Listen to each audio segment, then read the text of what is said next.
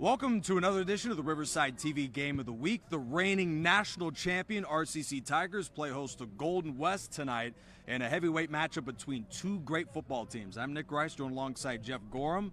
The Tigers of Riverside are reigning national champions, but they haven't quite had the sort of dominant performance that we're used to seeing from them this season. They have. It's just been on the other side of the football, Nick. Fair enough. Defensively, I've never seen an RCC team, especially a Tom Kraft team, play like they did last week against Saddleback. Well, Golden West is going to have a tough time scoring, that's for sure, against the club averaging just 6 points allowed per game this year. Rustlers are 2-1. They are a state-ranked opponent. How do they fare tonight against Riverside? Well, you know, they had a tough week last week. They opened their new stadium, lost by 1. They had some kicking woes that cost them the game. I don't think that'll be a problem here at Riverside because Riverside has the great defense and the kicking game. They were phenomenal last week. Chavez was my MVP. We'll talk a lot about Ricardo Chavez and the rest of Riverside tonight as the #1 Tigers battle Golden West right here on Riverside TV. Kickoff coming up next.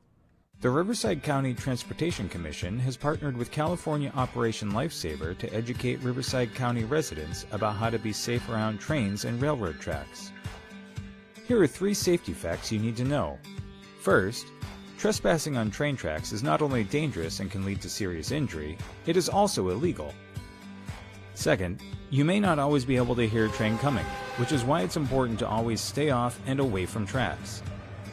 And finally, it can take a train up to a mile to come to a complete stop. If an object or person is on the tracks and the train can't stop in time, unfortunately, a collision may occur. Now that you're the expert, you can help us spread the word by sharing these important safety messages with your friends and family. We thank you for practicing rail safety. The Riverside County Transportation Commission has partnered with California Operation Lifesaver to educate Riverside County residents about how to be safe around trains and railroad tracks. Here are 3 safety facts you need to know. First, trespassing on train tracks is not only dangerous and can lead. Welcome to Arthur N. Wheelock Stadium here in Riverside, California. I am Nick Grice, joined alongside Jeff Gorham. Game 4 of the regular season features the Rustlers of Golden West and the RCC Tigers. They're the reigning national champions and hope to keep this going. They are 3-0 as RCC this season. And I'll tell you what, Riverside is doing their best. You usually think about it on the offensive side of the football. Tom Kraft, Mr. Offense, great quarterbacks. But this year, it is all about defense. We saw it last week. They had 2 pick sixes. Chavez was amazing from kicking. And I'll tell you what, the Tigers are a formidable team, but especially on the defensive side of the football. Coming in out of Huntington Beach, the Rustlers of Golden West are fresh off of a gut-wrenching 20-19 loss to the Renegades of Bakersfield. They come in at 2-1 this year. The Rustlers are led by an offense that's relatively productive, led by the league's leading passer, Jake Retzlaff. That offense will certainly be a good challenge for that top-flight Tigers defense tonight. Yeah, they will. And you know what? We have brothers playing against each other tonight. We sure do. Local products, a quarterback for Golden West, and the receiver for Riverside, Retzlaff brothers. How fun is this? Sure is. Jake Retzlaff out of Centennial High School is the National Southern League top passer through the course of 3 games this year for Golden West. Riverside College, they are led by another Retzlaff brother, wide receiver from Centennial, Reggie. And both will have a big component in the outcome of this game for both sides offensively. Golden West will kick it off, led by number 50, Jake Cypress, the freshman from Villa Park, to begin the game. Tigers are 3-0, fresh off of an impressive win, maybe their best of the season, by the final score of 33-6. Golden West, 20-19 loss last week. This kickoff sails into the end zone. Carlton Johnson is down the ball for a touchback as the Tigers go right into the sun to begin the game, faced on offense at their own 25. They are up against a Golden West defense that's giving up a league best 10 points per game. RCC got off to somewhat of a slow start, scoring only 6 offensive points in the first half last week. I'm sure Tom Kraft would love to have a better first half effort against Golden West. Oh, you'd love to have it, but when you do get 2 pick sixes and the leg, I'm telling you, man, I am a kickers. I love kickers. You know that. We've talked about it for years. He is a game changer. They have other players playing on the field tonight, Jeff, just to let you know. But that kicker is pretty darn good. I'll talk about throughout the broadcast tonight. Bud Burney, yet again, listed as the starting quarterback, hands to Thomas Kinslow to begin the game. And his first carry is just short of first down yardage. He has been with the program, has the product out of East Vale, California, Thomas Kinslow, for a while, and he leads the way for a run-heavy Riverside offense this season. Second and short.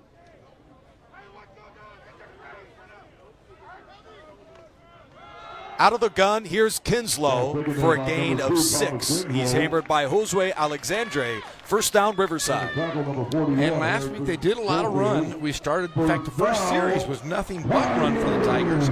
Let's see if they continue the same trend here. Going to no huddle, it looks like. The Tigers come into the game averaging 174 yards per game rushing.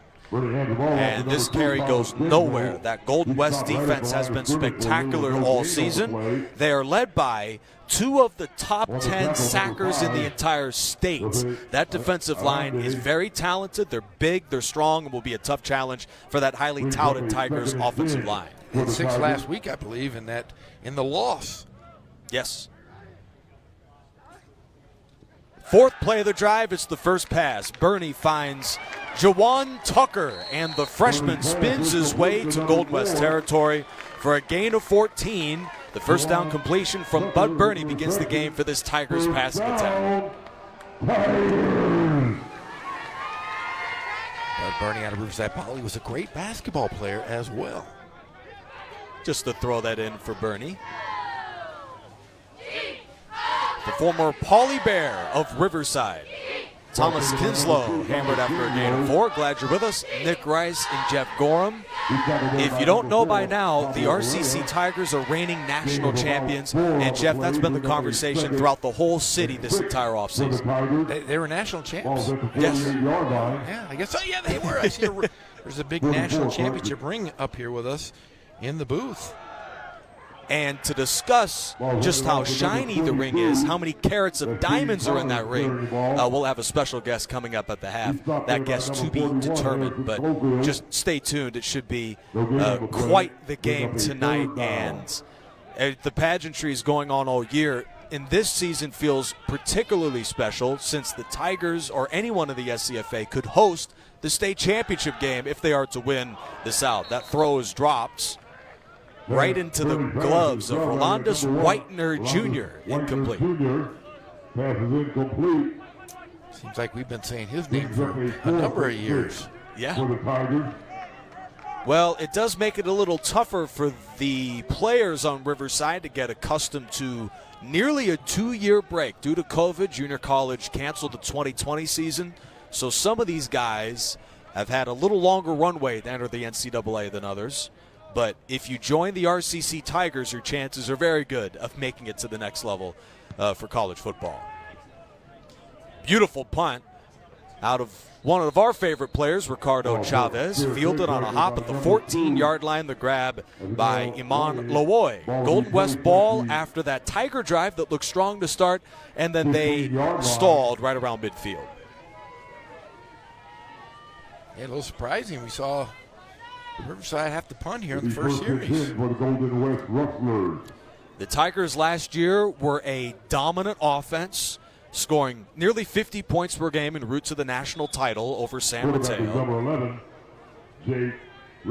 But Riverside defensively is setting all sorts of top school marks with their performance throughout the preseason. They will have their final non-conference tune-up next week. First throw of the game for Retzlaff is to the outside for John Ojalabi.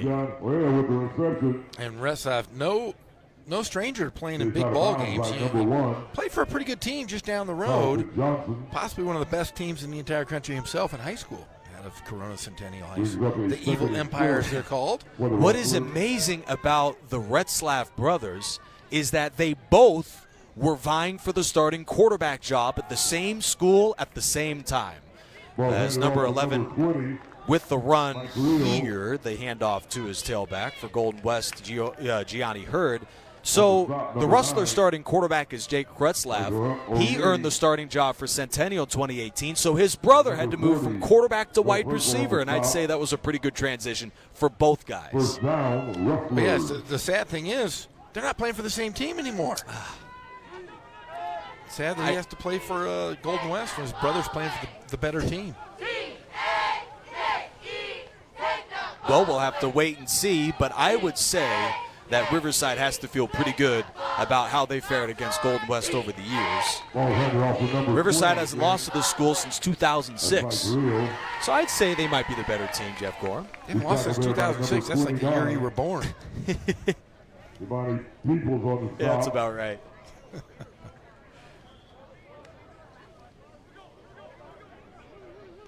How many national championship rings have you seen in your lifetime? Many. Many? Yes. Really? This is my first one. Really? Yeah. Opening drive of the game for Golden West against the Tigers. All sorts of them with those championship rings. Retzlaff on the scramble gets pulled down after the modest gain by Noah Purcell, the veteran out of Honolulu, Hawaii. One of a host of players from outside the continental U.S. acquired by the Riverside Tigers. When I talked to Nico Della Valle, the sports information and the do-it-all director for athletics at Riverside College, I asked him what was the biggest component of this turnaround on defense, and he mentioned their coordinator, James Cook, is absolutely number one. And it comes to almost no surprise that James Cook has shouldered some of the great defenses in the SCFA over the years. The catch to Tanner Branson. First down, Golden West. Tanner Branson, first down, Rustlers. You know, this offense is really just going to throw balls out into the flat. I don't know if they want to test the secondary of Riverside last week, especially after those 2 pick sixes and 3 interceptions total in that game versus Saddleback. Yes, this drive looks very similar to the final possession of last week for the Rustlers. A heart-wrenching drive to end it against Bakersfield 7 days ago. This gut run gains about 3. The Rustlers a week ago were down by just 1 against Bakersfield with the ball. They marched over 14 plays. They went 75 yards from Retzlaff through the air, another 16 on the ground. They literally went the entire field, but missed a chip shot with 10 seconds left in the game. The field goal no good, and Golden West drops that match last week, 20-19 against Bakersfield. Yeah, it was in a brand new stadium they have on campus at Golden West as well. Beautiful sight, over 1,000 in attendance for that game in Huntington Beach, with Bakersfield prevailing. Retzlaff throws off his back foot. The Tigers give up the big play. Touchdown saving tackle on the hop from Jalen Carter. The RCC defense got bit off the quick play fake, and Golden West has a 1st and goal. That's exactly what happened. They went right over the top, and he wasn't, I mean, nobody was within 5 yards of him on that catch. As we look at the replay. An excellent audible as Retzlaff immediately looks to his left. The Tigers have plenty of rush. And John Ojalabi, just by a step, nearly has the touchdown for Golden West. Spectacular drive for the Rustlers to begin the game. Play fake for Retzlaff, who dives in. It's a Golden West touchdown to cap a 4-minute-long possession for the Rustlers. They went nearly 90 yards on that drive. Wow, and it was really all Retzlaff. I mean, a great pass, and the confidence you saw right there on the touchdown. I mean, I'm telling you, when you play for guys, play for Centennial, you know how to play. Big game, big-time player.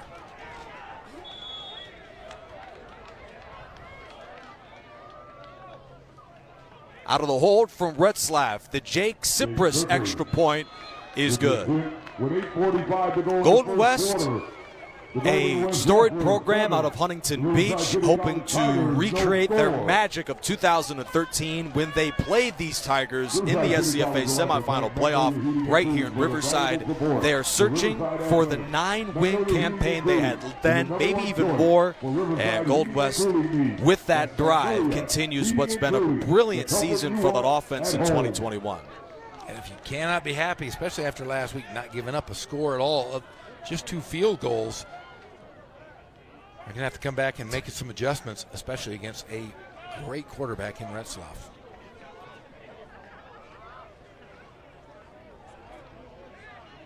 Riverside had a promising first drive that stalled across midfield.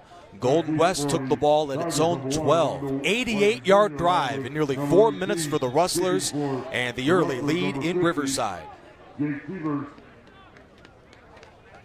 Jake Cypress, number 50, will send away the kickoff. And he drills this into the end zone, muffed through the back. And Riverside will set up shop at its own 25. The Tigers are scoring this season over 28 points per game, and that has been coupled by an opportunistic defense.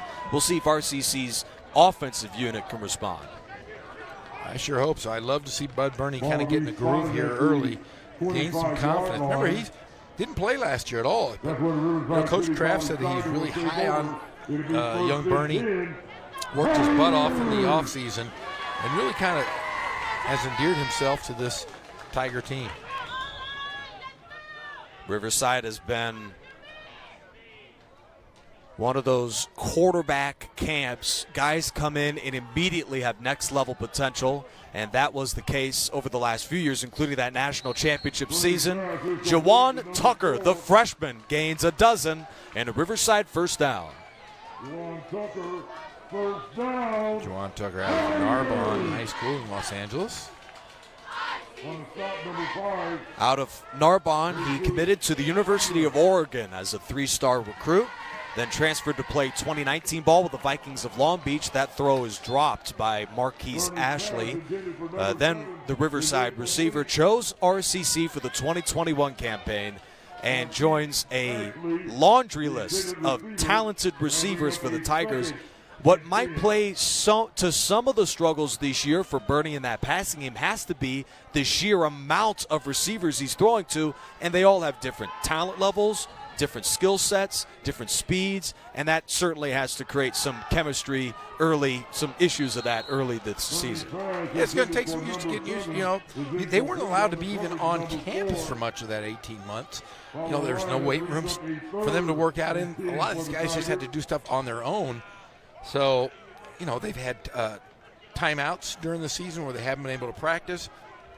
So it's going to be kind of hard for the offense to kind of get going in a rhythm. I'm sure they'll be fine here in a couple weeks. Connors in motion. Burney dumps it off on the cross to Brooks. His 4th catch of the season is short of the first down. Riverside's first quarter offense leaves some yardage on the field. Their 3rd down efficiency coming in a question. Tigers are converting just 25% of their 3rd downs this year and have missed their first 2 attempts tonight. Good thing is we get to see Chavez. Bad thing is we don't want to see Chavez punt. We want to see him get points. Chavez sends that one out of bounds. It's not very often that even in high school football you see a guy couple as a place kicker, kickoff guy, and then just dabbles in the punting duties as well. He has to be exhausted by the end of every season playing that many positions, but you wouldn't know it based off of how he's played this year. Well, he played at Valley View High School, and he didn't have the numbers that he had even close to last week. But, maturity, a couple years out of high school, the strength, I'll tell you, he's the best kicker I've seen in the area in years. And I've talked to a lot of them. In fact, interviewed Frank Corral, the former RCC Tiger. Interviewed him last night during the high school game of the week. And we were talking about, you and me, Jeff Gorham, about just how talented players that will come in from Riverside High School programs have been. And to join RCC as well, he is one of the greats for the Tigers all time as well.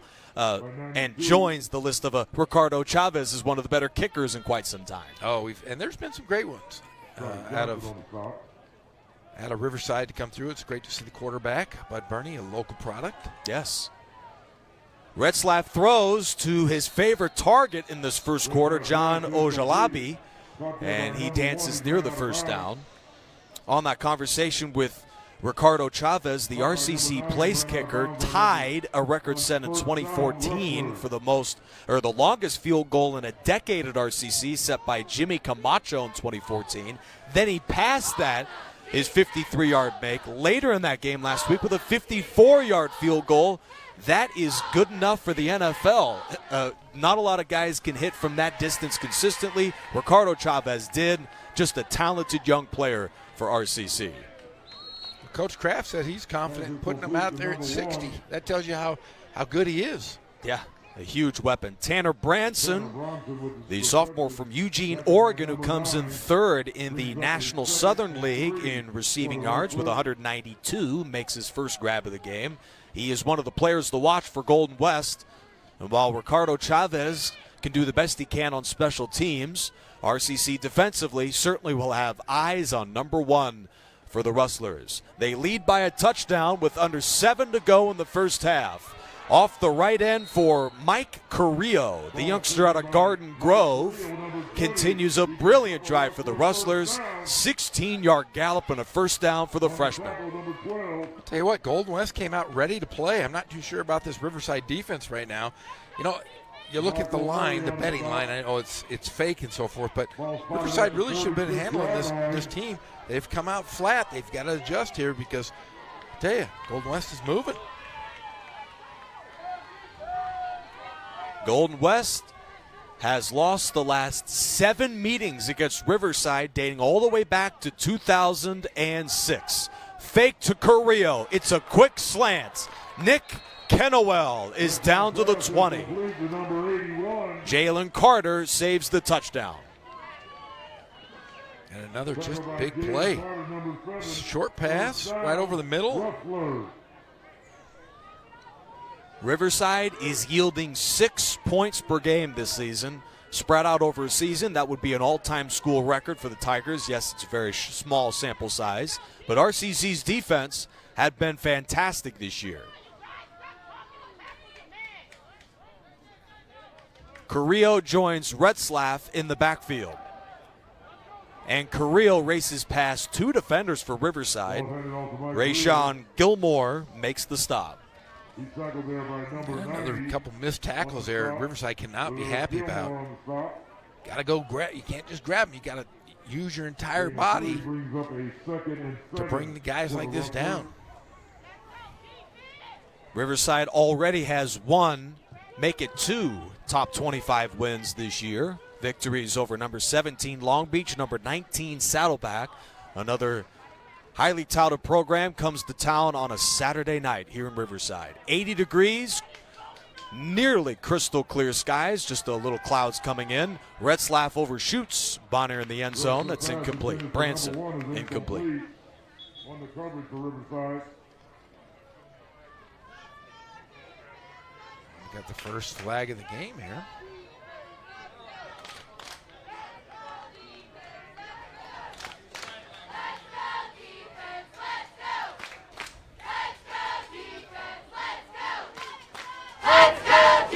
Fair play.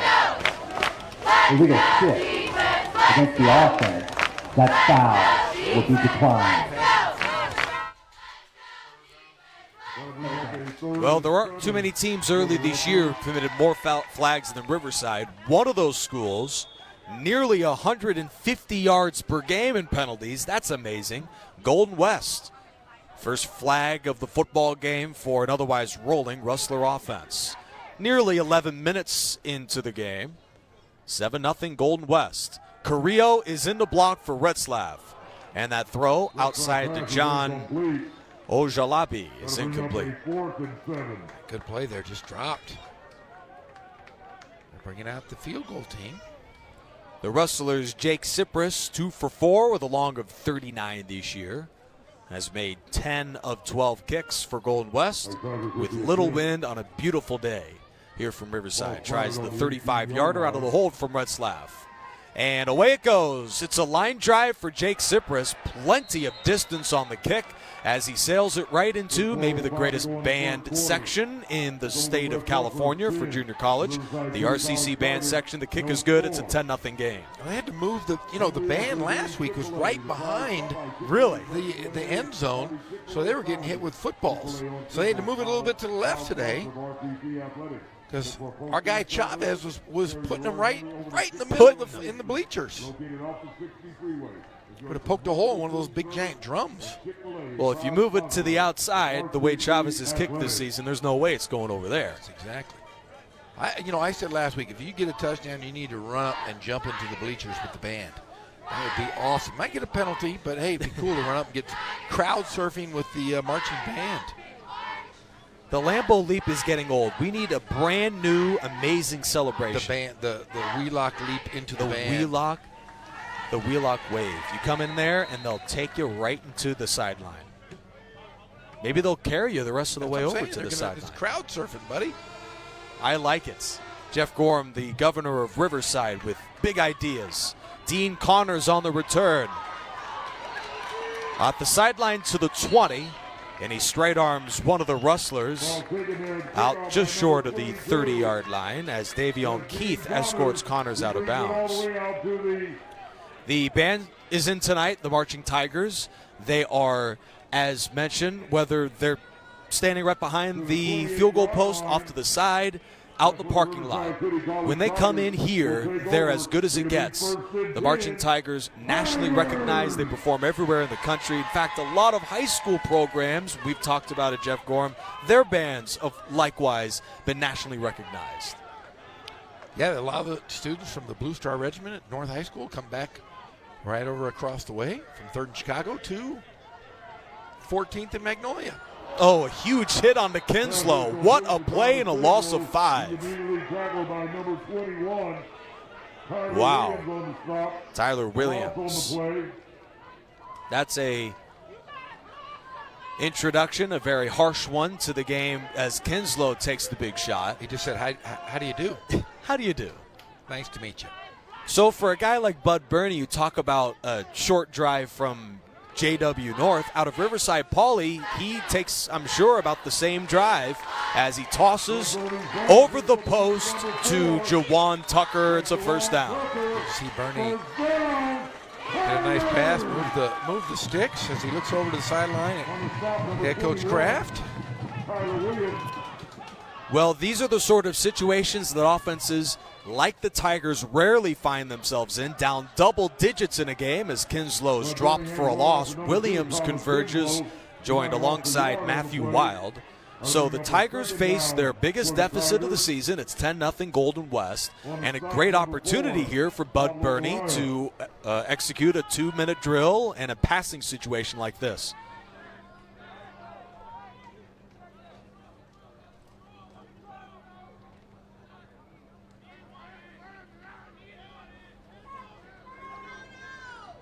Golden West lines up in the nickel, 2nd and 11. Off the audible, Kinslow gains 3 on the draw, taken down off the shoot tops by Pablo Arroyo, the sophomore out of Spain for Golden West. Spain, they don't play football in Spain. They play football. Football They play in soccer. Spain. Don't go to Spain right now, though. You know, there's volcanoes going on. Have you heard about this? I have not heard about this. Man. Yeah, the Canary Islands are getting pummeled with a volcano. Wow. You know, volcanoes, I believe some of that, huge hit on a 3rd down. My goodness, did he make that catch? Yes, he did. Wow. Marquise Ashley, the team's leader in receiving. Let's check that one out again. At Norco High School, another local product. Ricardo Chavez, the punt for the Tigers. Wow. Another vicious hit supplied by the youngster Tyler Williams. A big hit for the Golden West backer and a 4th down. The Chavez punt wobbles and is not quite returnable for Golden West, and that will go down as a 31-yard boot for the veteran Tiger kicker and a touchback. I'm impressed so far with Golden West. They've come out, they've scouted the Tigers, obviously. Yeah. It'll be 1st and 10. And they seem to have adjusted to everything the Tigers have thrown at them.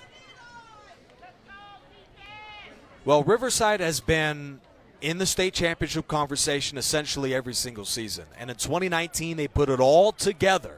Now, the Tigers are in an unprecedented situation. They won a very similar national championship crown in 1989. 30 years later, they have a very similar challenge. They are the hunted every single week, and Golden West is giving them their best game right now.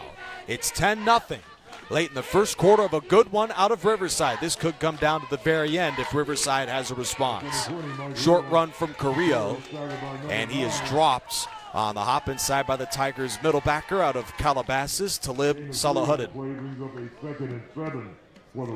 Salahuddin is, I tell you what, he was amazing last week. I saw him before the game last week running around.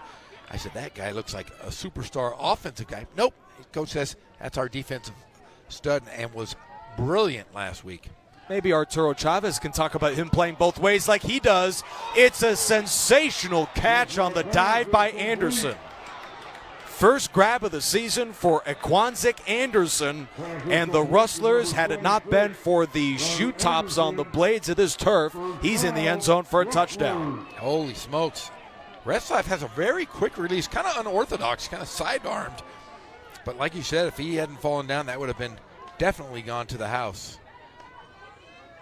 Golden West has come out tonight not knowing they are the underdogs in this game. Fantastic performance for the Rustlers. Carrillo is one shoestring stop away from a touchdown. Nathan Bolton makes the stop. He's tackled there by number 30. First down, Rustlers at the 15-yard line. Those big boys up front are really causing problems for this Tiger defense. I mean, they are holding guys, making incredible holes. Carrillo on the final play of the first quarter is hammered by Alex Ovawale. The Riverside defense, the calling card all year, the team that's giving up the fewest points in the entire state of California, has gotten run up and down this field through 15 minutes. In a home game for the Tigers, they're down by double digits to Golden West. It's 10-0 Rustlers at the end of one. I'll tell you what, you can't be happy if you're Coach Kraft. I mean, you're known for your offensive prowess.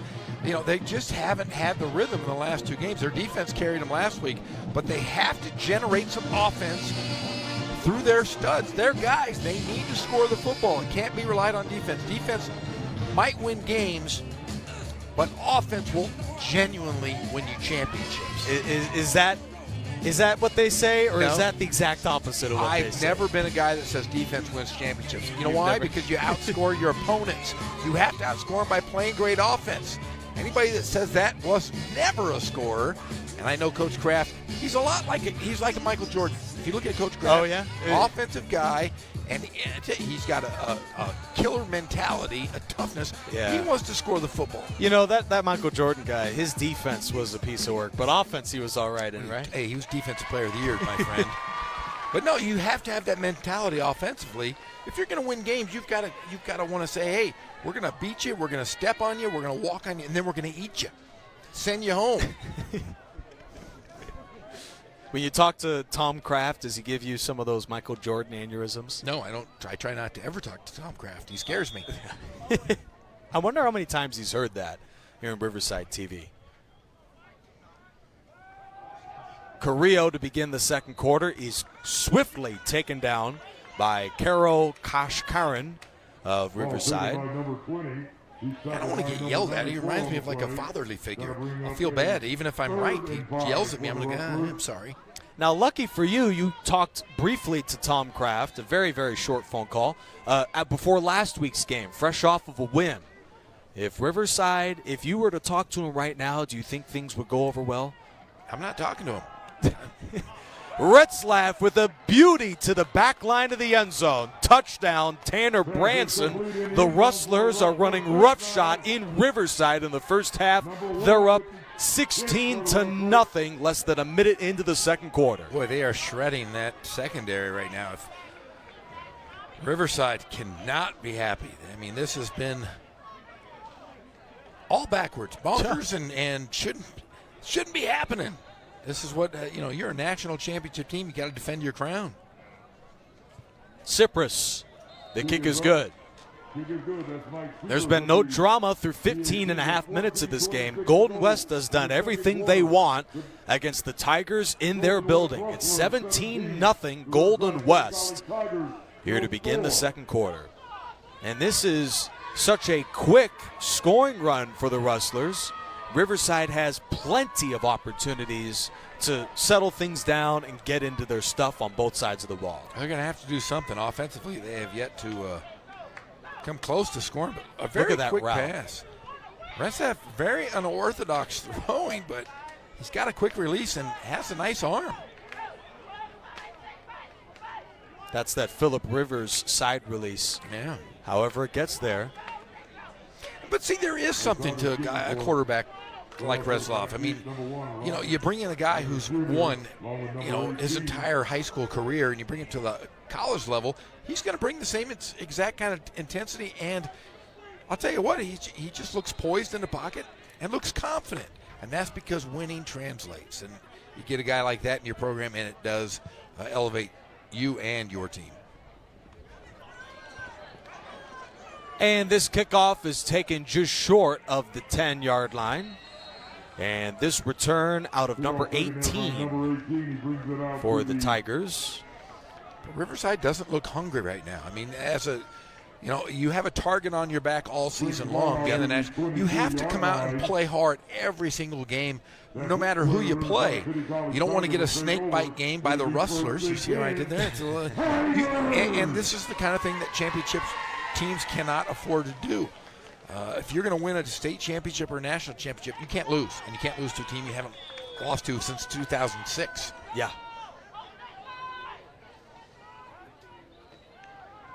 They take no time to go to the air. And Bernie's throw gains a couple. Justin Hintz makes the stop of the quick completion on the hitch to Ashley. Tackled by number 7, Justin Hintz. Brings up a 2nd and 4. How often have you heard a crowd here in Riverside this quiet in a football game? Not very often. Bernie's hit as he throws. That might be the third drop of the game. That's Brooks, who just lost it. Incomplete. Intended for number 84. Yeah, they're quiet because they're not used to seeing this. Yeah. This is an anomaly. 3rd and 4 for the Tigers. Tom Kraft has been with this program for 11 years. And Jeff Gorham, I don't even think you can duplicate this if you're coaching Pop Warner kids or against Pop Warner kids as a NFL team. He has won 88% of his games. That's regular season and playoffs and state championship games. That's a pretty nice clip. Yeah. 105 wins, 15 losses. Bernie's throw to Ashley is just across the first down. Now, Ashley trotted backwards a yard or two, but he does get forward progress on that third down throw. Yeah, Ashley needs to just go. Riverside was a paltry 1 for 13 on third down last week.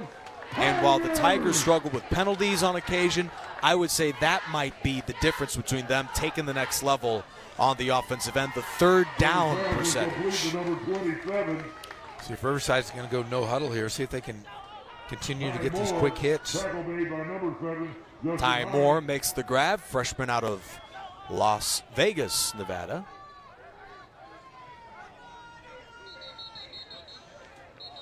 Tigers had yet to commit a penalty, but that run seems to come to an end. Under 13 minutes left and a lopsided first half, 17-0 Rustlers. False start. Number 4 of the offense. 5-yard penalty. Jawan Tucker. Replay 2nd down.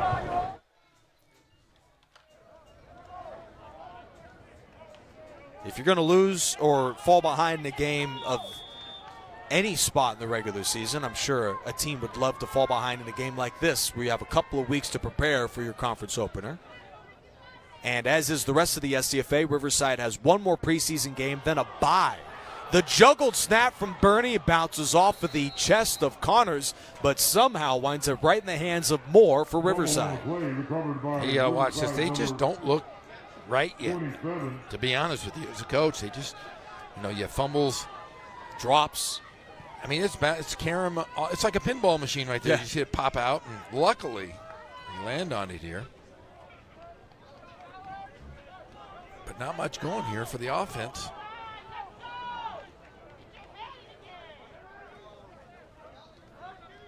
Third and 8. Bud Burney looks downfield but throws the check down. The freshman Dean Connors dances towards the sideline. That is just enough. He got it by inches. 3rd and 9 conversion for Dean Connors. Connors has been their best back, averaging 65 yards per game. He's got 131 yards in 2 games played. 4th grab of the season for Connors. First down. Much needed opportunity for Riverside. Jamal Houston, number 19, makes his 4th grab of the season. That's another first down for Riverside. So are you feeling a little bit better now? I like the up-tempo. I like the short passes, getting the players in open field so the playmakers can make moves. Connors gains about 3. If you're going to learn any sort of passing in quarterback play from high school to college for any particular guy, it would be from, if I could say for any coach in junior college, the guru of quarterbacks going into the SCFA, Tom Kraft, a former school record holder as a passer and quarterback for San Diego State, as a head coach with the Aztecs of San Diego State, and now as head coach of Riverside, guiding some of the more talented junior college quarterbacks coming out of Southern California, and Bud Burney hopes to have that similar trajectory for RCC. Yeah, and we didn't get a chance to really see Bud in high school, stand in the pocket and throw. He was, running around quite a bit. Yep. But, when you have a great offensive line, we can actually see the tools that Burney has in his repertoire, and he's just going to get better. From John Rice to Tom Kraft, I'd say that's a pretty good 1-2 transition. Slant, Ty Moore with the grab of the 15. Touchdown saving tackle Justin Hintz prevents the score. First down Riverside. You got to like they're in a scoring position. They're going to get some sort of points here because you got Chavez and you got that offense. Love to see him get pay dirt by scoring a touchdown. But as long as they're moving upfield, this is what you want to see. This is the tempo that Riverside's going to be successful with tonight. Fantastic drive for the Tigers. Dean Connors strolls in untouched. 12 yards. Touchdown Riverside. Connors' second touchdown on the season. But, man, he was great last week. And he was the bright spot, I thought, offensively. He runs hard. He's a tough player. Got to go to Connors.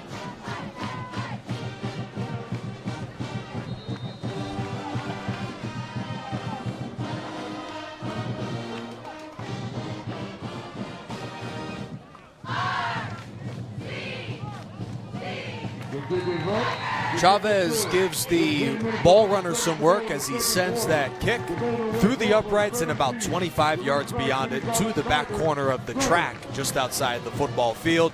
Dean Connors for a dozen, and the Tigers are back in the game. Well, you got to feel a little better, but they're still down 10 points. They're going to have to do something. Check out that offensive line, Jeff. The big boys up front take care of business. Number 51 for RCC, Ed Riley. 57, Kyle Scott. Center and left guard. But you sprung the way to the end zone. You got to look at Coach Kraft, and it's got to be impatience. How many times has he been down at Riverside in the last few years? Not very many. So I was looking for Tom Kraft to see, okay, how many guys is he yelling at? How many helmets is he pulling off? None. He's been pretty calm, but I'll tell you, the impatient, he's not going to go to a huddle. He's going to do anything he can to generate this offense. He's got the black hat on tonight. He looks like Johnny Cash, the man in black. You don't know who Johnny Cash is, do you? You don't know who he is. Johnny Cash has been everywhere, man. You don't even know who Johnny Cash is. That was one of his songs. Oh, gosh. I've been everywhere. Okay. I didn't actually look at that. It was like on some show on Netflix. I was like, oh, what is that? The man in black is Johnny Cash, and apparently Tom Kraft. Duh. Now, they wear that black all the time, even when you guys were, just getting burnt to a crisp last week in that game against Saddleback. 25-yard It was line. warm. For the first time, it feels like maybe a little bit of remnant of fall. It was Nice. kind of warm, though, today. Beautiful 80 degrees at kickoff. Man in black, Tom Kraft. Look at him. Look at him pacing. Not a day over 50. He has been a collegiate coach for decades. The Tigers haven't lost the conference championship since 2012. They have dominated this league for nearly a decade. And as head coach at both Palomar and at Riverside, his losses are at around a 1 per year clip. That's just how good he is. And they didn't lose a single game in their championship season of 2019. I just want to know what makes Tom Kraft laugh. I wonder what he watches on TV. I want to know if he's like sitting there, if he and his wife are watching watching cartoons, or if he's watching CSI Miami, one of those shows. Maybe Murder She Wrote. Maybe that's what. Oh, maybe he watches or listens to Johnny Cash. Is that what his name is? Yes. Oh, a brilliant decision from Retzlaff to fake the handoff, and he picks up 7 on the run. Number 11. You get guys like a James Cook who is fiery, energetic, and then, as he's the associate head coach, the head coach, Tom Kraft, it's like thunder and lightning. You get 2 totally different guys, and I'm sure the football players know who to go to when we're winning and know when to go when the team is losing. If you're losing, you just run away. How about none of those coaches? Okay. Yeah, you're losing. You don't want to see anyone. Retzlaff fakes the handoff to Carrillo. He's a pretty good scrambler, too. That's a gain of 7 and a first down for the former Centennial Husky. Of all the runners on the team, Jake Retzlaff is just behind the team lead, just behind Gianni Hurd and Mike Carrillo. He is maybe the best scrambler among all the quarterbacks in that league. He's certainly got to be pretty good in that category.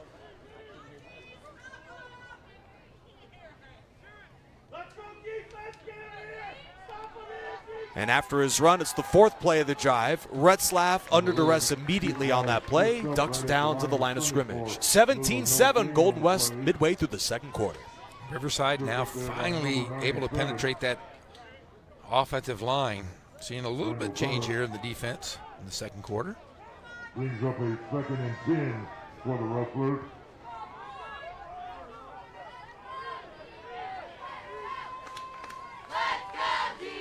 Golden West has enjoyed a fantastic start to the game as they scored on their first 3 drives. Retzlaff guns it way beyond his intended target, outside of John Ojalebi, and nearly picked off by the diving Jalen Carter, number 7. You need to get that one. That was thrown right to him. It was easy. He threw an errant pass. You got to be right there. And I think he wanted that one back. Riverside has been one of the best defenses, led by Carter in the SCFA this season. Led by reigning SCFA Player of the Week defensively, Carlton Johnson, number 1. That pick 6 was a huge moment in that game against Saddleback in the second half. 3rd and 10. He'll settle for the short throw to Johnson, who makes a move and will come close. A strong effort for Johnson, but he falls just short, does Jared Johnson, the freshman. Yeah, Johnson's taking some shots here early in this ball game, but continues to get up. And I've been impressed with Retzlaff. Really poising that pocket. He's being rushed a few times. Well, they're going to come out. I think he wanted to go for it, but they're going to bring out the punt team. That deep return for the Tigers, number 18. 17-7. Rustlers up by double digits against the team that they haven't beat since 2006. The Riverside Tigers beat these guys 56-13 when they last played in their championship year 2019. How does RCC come back in this game tonight? They have to press. They've got to play quick style offense. Continue hitting short passes and go to your playmakers. Your playmakers have to make plays. Get them in the open field. That's where they are. That's how they scored in the last possession. Tigers will set up shop at their own 20 after the Andrew Guzman punt. Netted about 38 yards.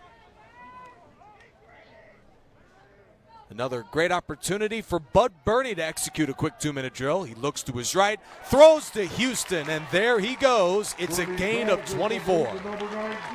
Let's see how quick they line up. Martin on the stop. First down, Riverside. Jamal Houston, who was with the program in 2019, the product out of Baton Rouge, Louisiana, a former Colorado State Ram. Gains 24. That's his biggest catch of the night. As RCC talked about in the open, has been manned by committee at wide receiver. Last week, Marquise Ashley was terrific. Tonight, Jamal Houston has taken the top role for Bud Burney and RCC. Kinslow for 13 and an RCC first down with just under 6.5 to go in the half. Keep playing with that impatience. Riverside doing a great job moving the sticks here.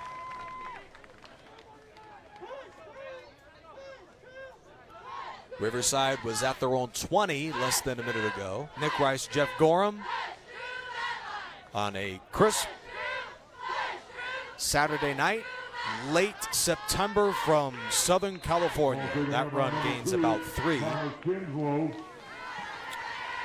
Well, the NFL's in full swing tomorrow. Make sure to check out New England Patriots cornerback J.C. Jackson, who led the NFL in picks last year. He's a former Tiger and leads the way for the Patriots again this season. So, Jeff Gorham, I don't know how big of a Patriots fan you are. I'm sure you love the Patriots every year. I love the Rams, man. I'm a Rams and Chargers fan. Rams and Chargers? Yeah, how could you be both? They're local teams. I could give a rat's butt about the New England Patriots. Well, what about number 21 for the Patriots? I like him, but I you like him? I hope he loses against any of my two teams. Oh, yeah? Fair enough. How can I be a fan of the Chargers and the Rams? I'm a Chargers guy, so I look at the Rams and I'm just thinking. Rams are going to beat the Bucks tomorrow. Oh, they are? Yeah, they are. Really? Yeah, the Bucks don't really have any championship experience in big games. Can't beat the Rams. I hear you. First down, Burney to Houston. Sideline to the 29. He is wrestled down by Elias Hernandez. Riverside has been an NFL factory for years, sending guys not just to the Pac-12 but also to the NFL. And J.C. Jackson is representing that class as one of the better cornerbacks in the whole league. That's just amazing to think. For all the guys in America, here's Burney to about the 25. Yes, Riverside is a fantastic program, but if you're great, usually you go to a big-time program. Here is a J.C. Jackson coming into Riverside and representing the city as one of the best corners in the entire sport of football right now. Awesome. Defense, number 93.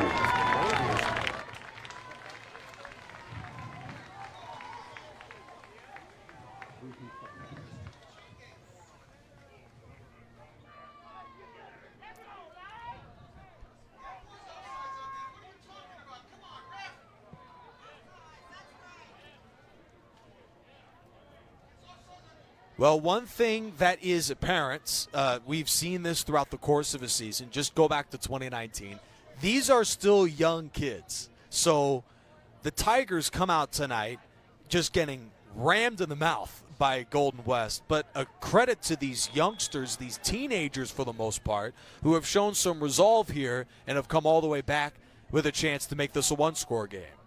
Well, that's what I say. You got to play with impatience. If you're an offensive team, you have to generate points. It's like playing small ball in baseball. Yeah. Got to bunt. You got to do whatever you can to score. Well, that was a pretty crazy last minute. Timeout with 4:12 remaining in the second quarter. 17-7, Golden West. I think they marked it backwards, and the referees, they do make mistakes occasionally. There's a look at one of the associate coaches for RCC. James Cook, the defensive coordinator, but that was Mustafa Johnson who's calling signals there, offensive line coach for Riverside. Most of the associates I see here, when I first became an RCC Tiger as a student in 2013, most of these guys are still here. I'm not saying that you're supposed to leave. I'm just saying it's amazing that everybody is in one of the great cities for football in America, Riverside. These guys have built something special in Southern California. And the thing is, these guys have been here for years. I mean, 10-plus years with Coach Kraft. But James Cook, too, Shandon Silva at special teams and running back. Shout out Shandon Silva. I'm sure he's had a lot of great kickers, but he's really developing a good one for RCC. Pene Talamevo, strength and conditioning. Dan Barledge, tackles and tight ends, and Eduardo Pacheco as the associate coach for RCC linebackers and football operations. DJ Patterson, defensive backs, too. Remember, Dan Barledge, though, was the head coach at Valley View. That's in the right. State Championship. His son was the quarterback on that national championship team. Now plays up at the University of Nevada. Nice. The research for Jeff Gorham. Empty formation. Bernie has plenty of time. In fact, he has yet to be sacked tonight. This may be a hold on the 5-yard scramble. But Bernie's and the Tigers quarterbacks, you throw in James Odom in there too. Tigers have given up 7 sacks the entire season and none tonight. That offensive line playing great all year and maybe their best game of the season against Golden West. And Golden West mentioned had 6 last week in that. 55 to the offense. And as I say that, 10-yard Riverside penalty. commits a hold. Repeat first down. Leroy Orozco, a freshman out of Notre Dame High School, number 64 on that left side. Well, the Tigers are a national program. That's what makes them so good over the years. But this seems to be an unusually strong local year where they have over a half dozen Riverside products with Notre Dame and JW North represented, of course, the quarterback out of Pauley, Bud Birdie. Robert Valentine at running back out of Arlington High School, too. First down and 20. Bernie looks left and throws short to Connors. That is just a step too far for his tailback and incomplete. The Rustlers' cover man was Pablo Arrea. Number 22, Dean Connors, incomplete. That'll bring up a second down. That was one Connors probably should have had. Great route, though. Talking about the RCC staff, can't forget about Mr. Culpepper here, the most prominent voice in the city of Riverside for RCC. Leon Culpepper. I've known Culpepper my entire life. In fact, my mom went to school with Leon Culpepper and Really? Bobby Bonds over at down on the east side. Went over to Pauley High School. How many people in your lifetime do you hear with a Leon Culpepper voice? None. None at all.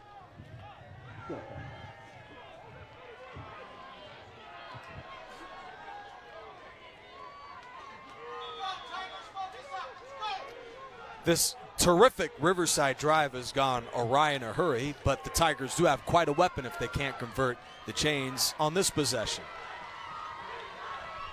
2nd and 25, here's Connors. He gets some of the yardage back, hammered by Josue Alexandre, the sophomore out of Davie, Florida.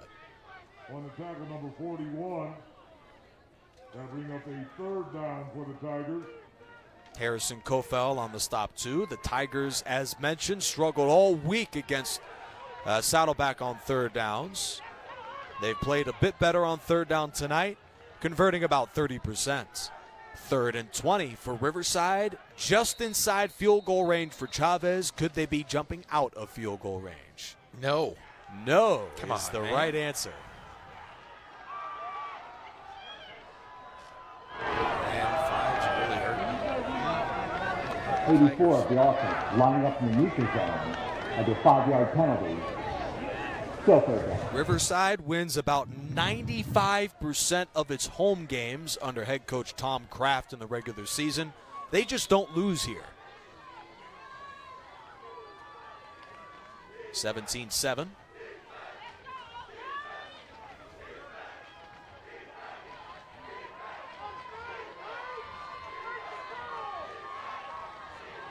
This would be a miraculous conversion for Riverside. The play clock is down to 5 for Bernie in the offense. He throws the quick screen to Moore, and he gets popped.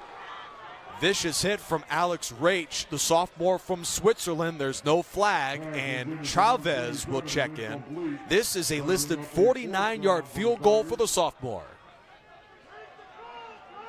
That's those alligator arms, Jeff Gorham. See, Moore anticipated getting hit. Didn't make the grab. Got to grab it first. Out of the hole from James Odom. The field goal is from the sophomore out of Moreno Valley. Valley View High School, Ricardo Chavez. 5 for 6 this season. He's missed only 2 kicks in his entire career with the RCC Tigers. That could have been good from 65. That was just how long that was. It's good. The Tigers are down just the score. I told you, Nick. The guy is amazing. Wow. The ball boy was way back. Way back. At least 60, if not 65. Good from 49 for one of the best weapons in the whole league. Ricardo Chavez. Hey, last week I believe UTEP was here and Boise. And I'll tell you, if they were watching anybody in the game, he's the guy. Chavez is the guy that can help any college program right now. Heck, forget college. Go to the pros. Straight out of. That's happened before. There have been NFL teams that have taken a guy. Technically, if you played 3 seasons at a junior college, you're eligible. You can jump right to the pros.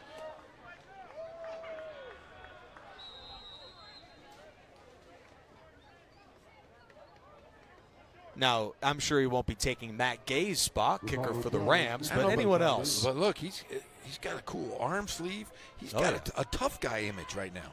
So he's a tough guy. He's a kicker. He's a punter. I'm telling you, we got to make Kickoff man, too. We need to make him a movie star, too. Absolutely. Look at that kick. Wow. Nearly killed the photographer over there out of the end. Killed him, almost. 74 yards of air distance for Ricardo Chavez. What can this guy not do? Apparently, he can do everything. Yeah. No, he might need to lift a little. I mean, he's got a cool arm sleeve, but he needs to. I need to get him a publicist. Now, can you pay? In college, you can pay these guys now. You can. I think we need to figure out a way to get. I don't know if we can do it in junior college, but man, how cool would that be? We'll get him a cool endorsement for like shoes or cookies or a snack, fast food joint.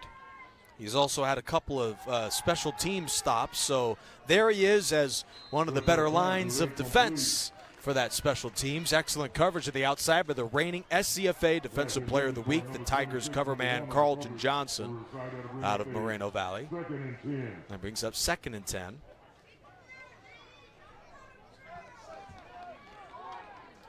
Maybe one day you and me, Jeff Gorham, will have a field goal kicking contest. We'll stand there about the 50-yard line and kick those field goals like Ricardo. Dude, I'd whoop you. You would? Yeah, I guarantee I would. I'd beat you in anything.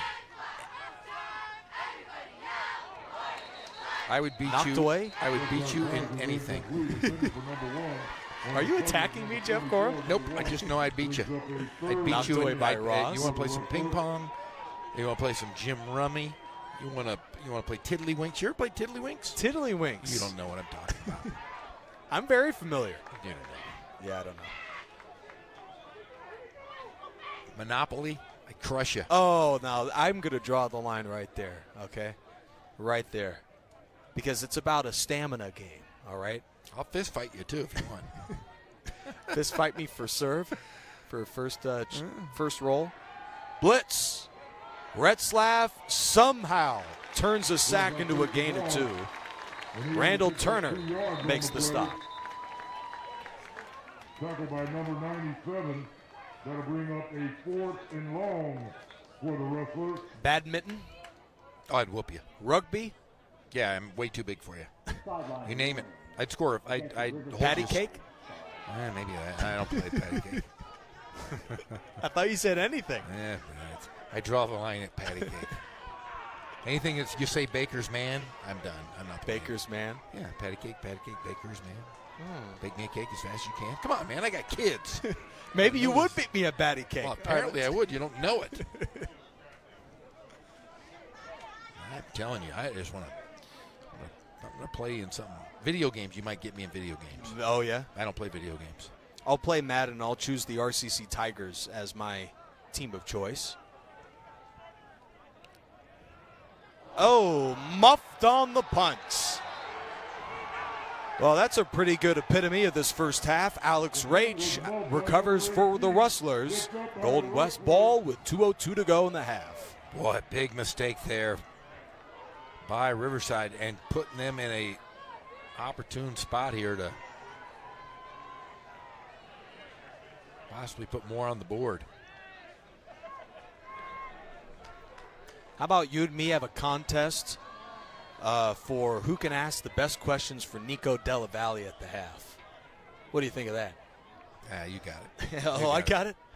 Are you going to go down there and grab some of the greatest concessions in all of the SCFA in Riverside? The hot dogs, the burgers here at Wheelock Stadium?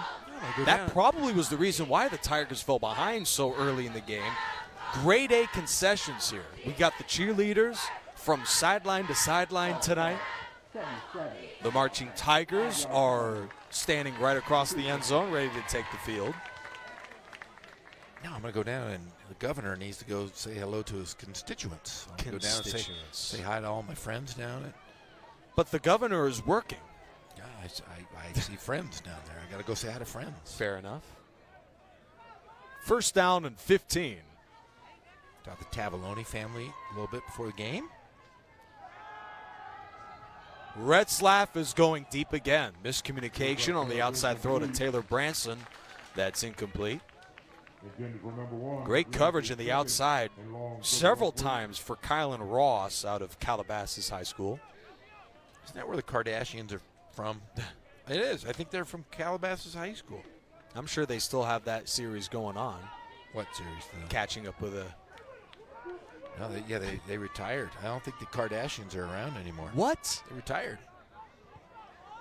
They went back to their hole. They still have Love and Hip Hop. Maybe they can join them on that show. No, they crawled back into the hole. Into the hole.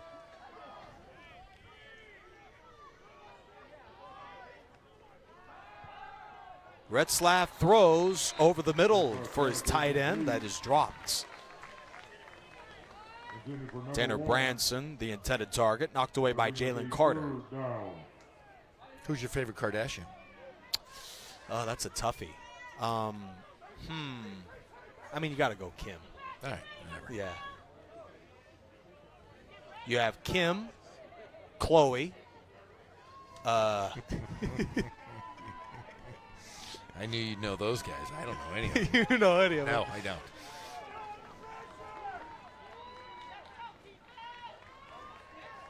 We'll ask Nico Della Valle what's his favorite Kardashian of the half. 3rd and 15. Retzlaff guns it over the middle. Carter stumbles, and the catch is made. Torrance Wiseman, the freshman out of Fort Worth, Texas, reels it in. Golden West on 3rd and 15. It's no problem for this quarterback. First down. I mean, he just looks comfortable tonight. The protection held up. Tigers brought 6 on that rush, and it didn't matter for this guy. Played for the Evil Empire. The guy's played won more games than probably anybody in high school football, for gosh sakes. Handoff, and Carrillo gets walloped on the hop by Kylan Ross. Rustlers go from yielding the punt to give the Tigers a chance to tie, to recovering that muffed punt and having a chance to go up by 2 scores with 2 quarters left. Just a huge swing of momentum in this football game tonight, as Golden West is up a touchdown on the defending national champions. RCC's defense leads the state with 2 touchdowns. We saw Johnson have the pick 6. Retzlaff will target Johnson. It's a back shoulder throw and a Golden West score. Wow. Nick Kennewell's first touchdown grab.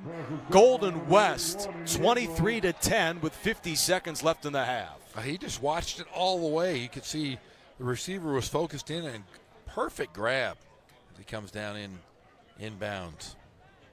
Riverside, as you can see on the bottom ticker, has 2 timeouts left. We'll see how they work the clock over the final few seconds as Riverside's undefeated season is in jeopardy with 50 seconds left in the half. It's the Rustlers by 2 scores.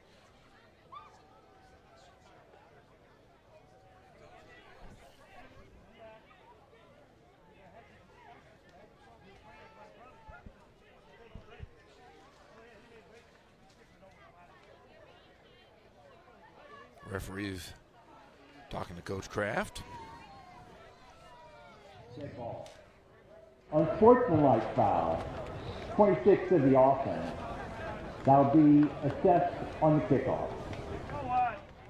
Quansick Anderson may have given RCC a decision to make here. Tigers, if they were pinned deep, most likely they'd run the ball to go into the half. And now field position will be a story down the stretch of this second quarter. It's 23-10 Golden West. Frankly, I can speak to most here in the booth. We are shocked that PAT is no good. The Rustlers are up by 13 on the Tigers in their building in what is a critical game down the stretch of this preseason. Here's the touchdown. Just a very good pass. And watch the receiver. I mean, he is focused, eyes on the ball the entire time, goes up with both hands, grabs it. Great play, good pass. Nick Kennewell out of Clackamas, Oregon, a freshman with his first collegiate touchdown catch. The Rustlers are running roughshod on Riverside. They have won just about every battle tonight. Time of possession, turnovers, penalties. Riverside has plenty of bulletin board material at the break. It's just Riverside's going to have to make some adjustments because Retzlaff has really been picking apart that entire secondary all night long. Down the middle, out in the flat, deep. He is really hurt the Tigers. They are coming off of a heartbreaker against Bakersfield at home in their debut, their new stadium, Rustler Stadium in Huntington Beach, 20-19 to the Renegades, and they have come out taking out some frustrations on this Riverside club. The Dirty 30 pick to win the national championship yet again is the Riverside Tigers. It doesn't get any easier for the Tigers, too. If you thought that Retzlaff was pretty good, the quarterback they face next is Colton Doyle, who's 3rd in the entire state in passing. So Riverside picked a pretty strong preseason schedule to get them ready for the National Central Conference in about 3 weeks. There's James Cook trying to figure out something for this club. The scorekeeper, please correct the score to 23-10, please. Thank you.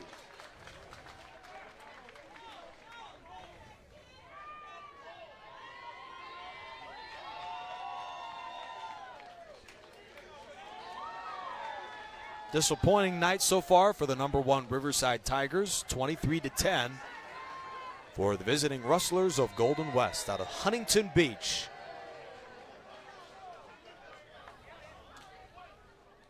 Cypress, the line drive kickoff. And his knee was on the ground when he caught it, so he automatically is down. Seems to be one of those games tonight. There's another example where just the ball, none of the balls are bouncing the way of Riverside right now. That knee about 3 inches higher, and he's off and running. Yeah, and it's just, I don't know if they came, as a coach, I'm not sure if they came ready to play.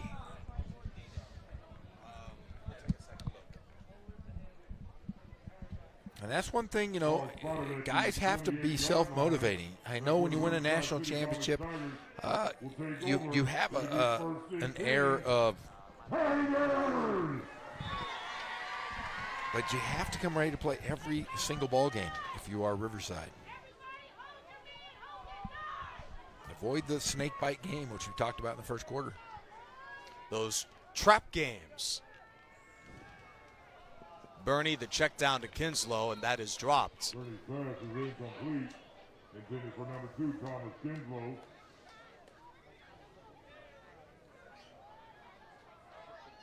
Your favorite team in the world outside of Riverside, the Rams. Is that a trap game against the Bucks? No, they're going to win. They're favored, my friend. They're Favored. Favored. Yeah, they're By playing what, SoFi. like a point? Doesn't matter. They're going to beat them. I wonder how much the Tigers were favored by tonight. A bunch. More than a point. 2nd and 10.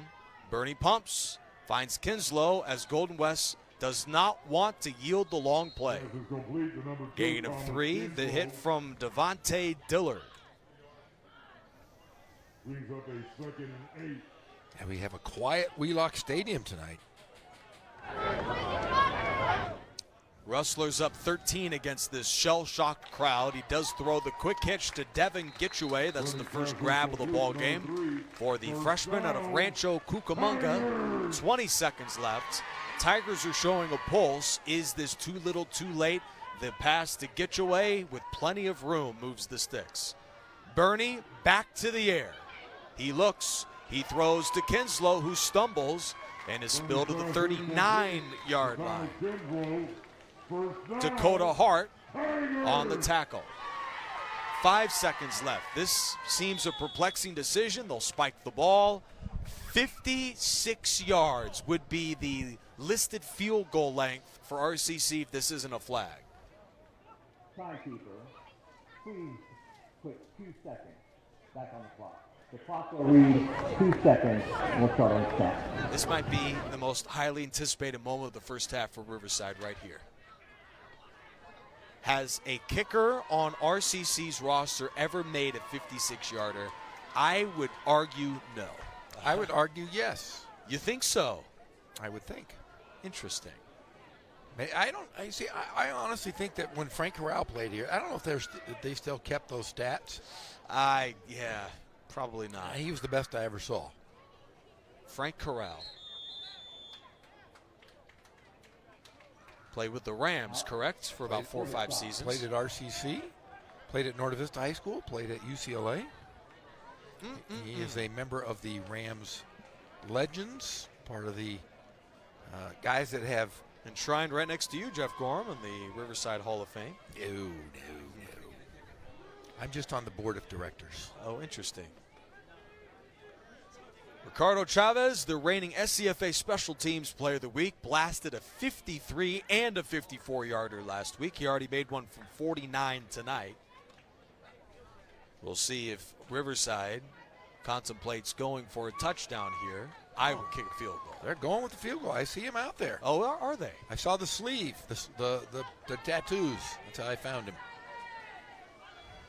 If you can make kicks consistently from 40, you're pretty good to make it to a Pac-12 school or even just anywhere in the FBS. 56, and now you're the talk of the town for the rest of the year. One of the longest field goal makes if he splits the uprights. It'd be one of the longest in the history of this program, and one of the longest in the history of this state. For the SCFA specifically, this is 56 yards out of the hold from Odom. It's drifting to the left, and it is good. Yes! With room to spare, Jeff Gorham, the Tigers, Ricardo Chavez. He is a From rock distance. star. Man.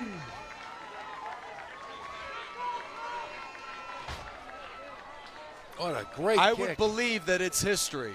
We'll have to confirm, but I would be shocked if anyone since Frank Corral made one from even close to what Chavez has done. He is making national headlines every week for his brilliance on field goal kicking. And what's amazing, they commit a false start. I still would put him out there for the field goal. You're darn right. Put him out there. Coach Kraft said he'll go 60-plus on him. Why not? Wow.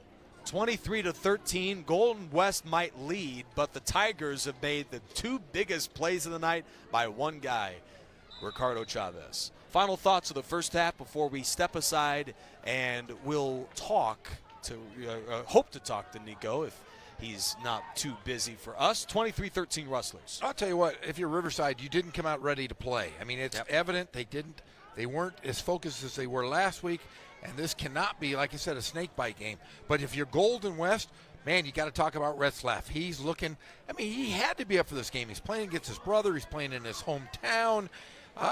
And he just picked apart that defense, and the defense that we've been talking about. So the defense needs to make some adjustments, and the Riverside offense has still kind of been stagnant. We need more points from that offense. Riverside hasn't lost a non-conference game in 3 years, but the Rustlers have them up double digits in Riverside. 2 remarkable kicks from Ricardo Chavez has kept RCC in the game. It's 23-13, Golden West at the half. We're back in a moment for more right here on the Riverside TV Game of the Week. Engine 1 AMR, respond with RPD. Road traffic accident with injuries. In 1234 Main, cross of Columbia, 2 vehicles involved.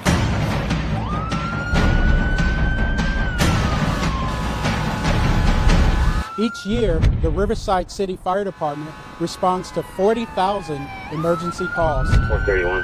And the men and women of the Riverside Police Department drive Code 3 every day.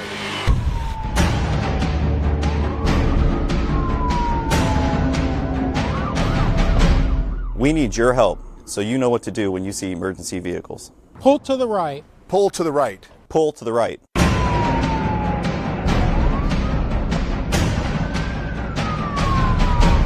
So help us help you. We need you to pull to the right. The Riverside County Transportation Commission has partnered with California Operation Lifesaver to educate Riverside County residents about how to be safe around trains and railroad tracks. Here are 3 safety facts you need to know. First, trespassing on train tracks is not only dangerous and can lead to serious injury, it is also illegal. Second, you may not always be able to hear a train coming, which is why it's important to always stay off and away from tracks. And finally, it can take a train up to a mile to come to a complete stop.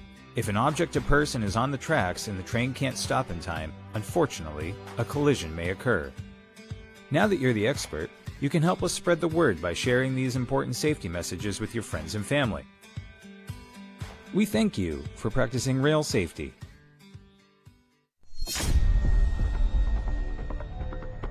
We are proud of the Riverside Police Department's tradition of integrity, service, and excellence.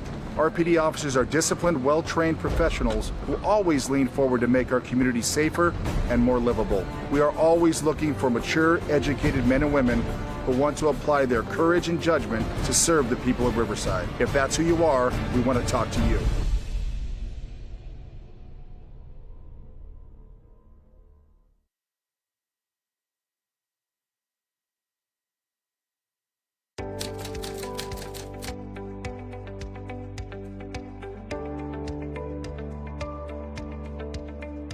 My name is Melissa Olmos, and I'm a driver operator in the Department of Refuse for the City of Riverside, and I've been doing this for 4 months already. I really enjoy it because this job is not like a routine, so every day is different. So I'm assigned to do the bookings. The residents call to the city to be serviced, and these items is large furniture, mattress, and appliance. The residents, they have 2 times a year, and these items, I put it in the back of the packer, and the packer crashes and compact these items so I can take it to the dump. My favorite part of the job is driving the truck. Since I was younger, my dream was to be a driver. And now that the City of Riverside gave me this opportunity, I really enjoy it. I'm really proud of what I do because when I go to the residents' houses, I see the faces, they're happy because we're picking up the items they don't want anymore. So I try to get in here because this is a better job for me with a better stability. And I want to too because I want to set a good example for my 2 daughters that I have. One of my hobbies that I have is go hiking. I like the outside activities like camping, and I also enjoy riding motorcycles. If I have to describe my job in one word, it will be it's perfect.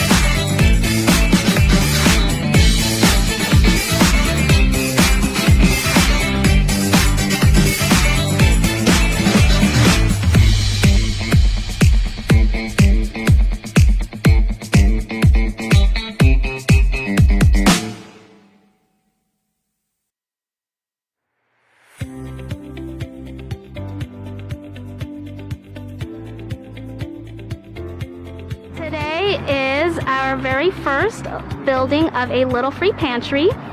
We are building a Little Free Pantry in our community. It will be one of the 26 throughout Riverside that will help fill the gaps of food scarcity here in Riverside. Data is telling us now that 1 in 6 families are hungry. It's about 44% of adults and about 50% of children that are hungry here within our own neighborhood, in our own backyard. Because of the pandemic, there's a lot of hunger out there.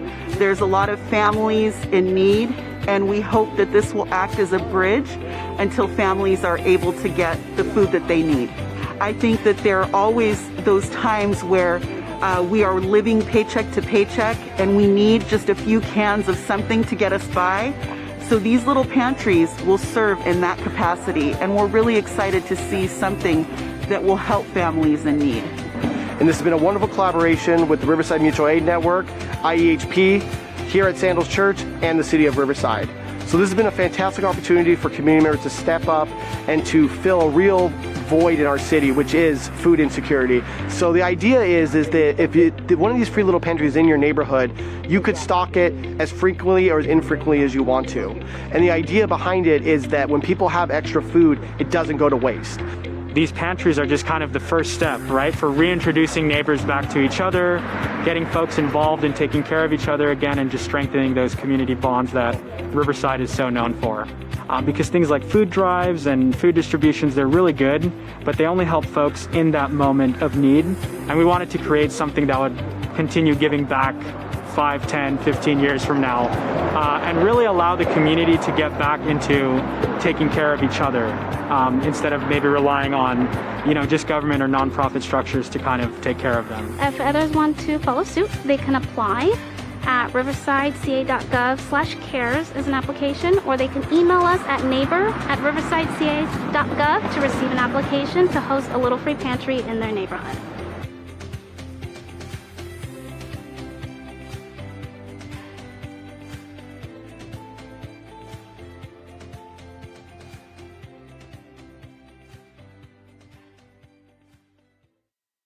Engine 1 AMR, respond with RPD for a traffic accident with injuries. In 1234 Main, cross of Columbia, 2 vehicles involved.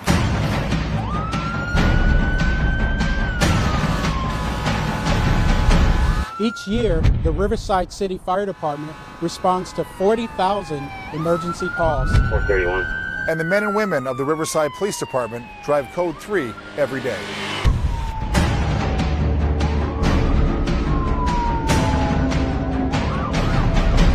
We need your help, so you know what to do when you see emergency vehicles. Pull to the right. Pull to the right. Pull to the right.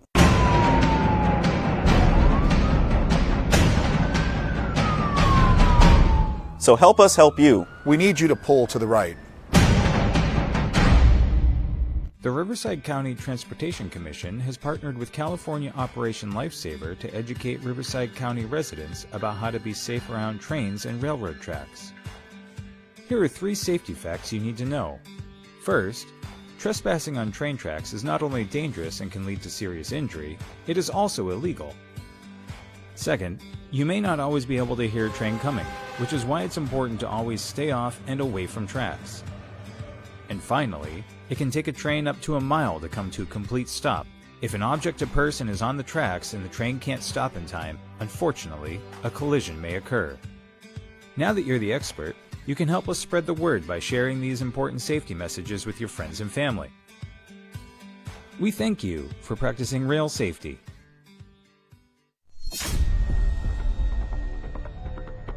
We are proud of the Riverside Police Department's tradition of integrity, service, and excellence. RPD officers are disciplined, well-trained professionals who always lean forward to make our community safer and more livable. We are always looking for mature, educated men and women who want to apply their courage and judgment to serve the people of Riverside. If that's who you are, we want to talk to you.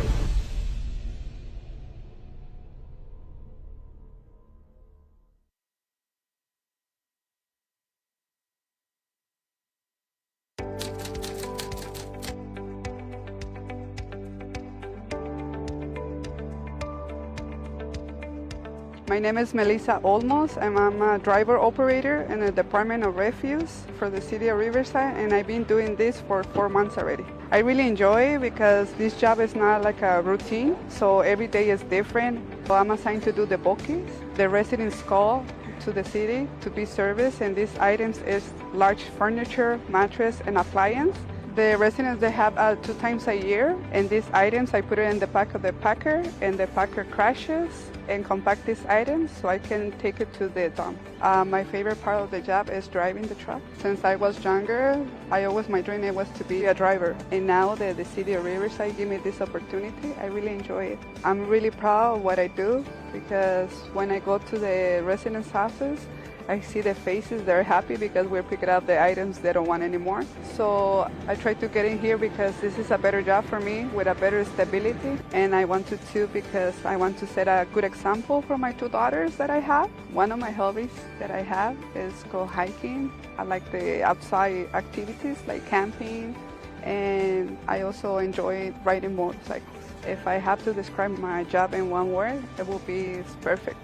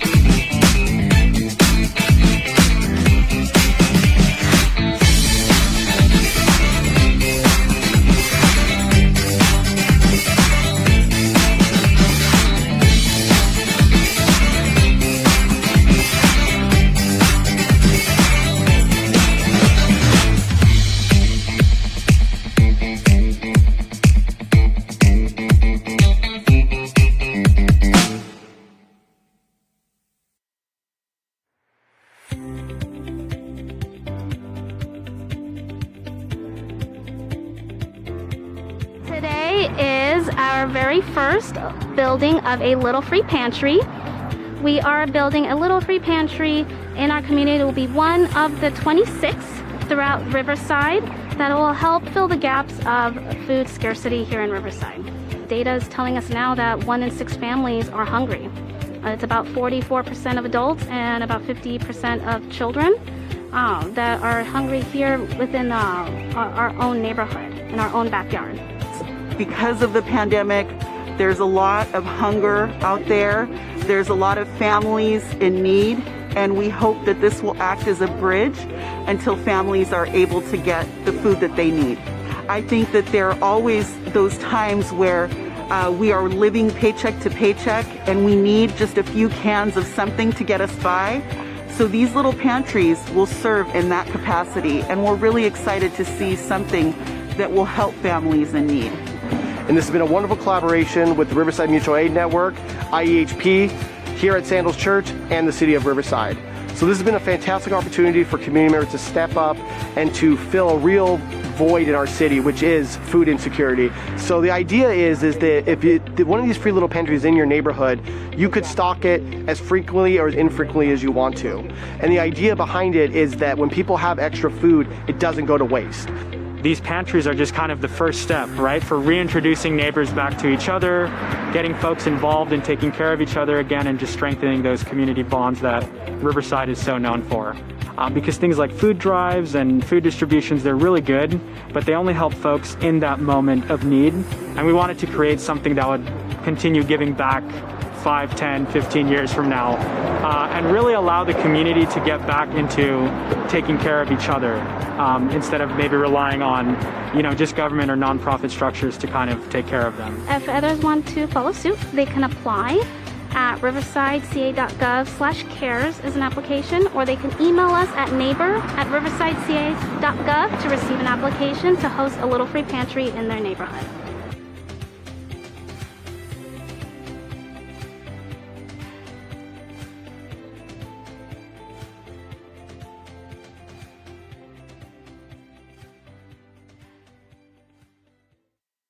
Engine 1 AMR, respond with RPD road traffic accident with injuries. 1234 main cross of Columbia, 2 vehicles involved.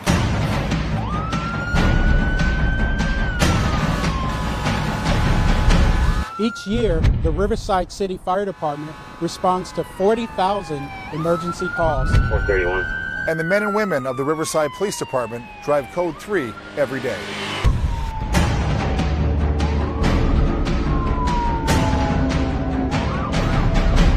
We need your help, so you know what to do when you see emergency vehicles. Pull to the right. Pull to the right. Pull to the right.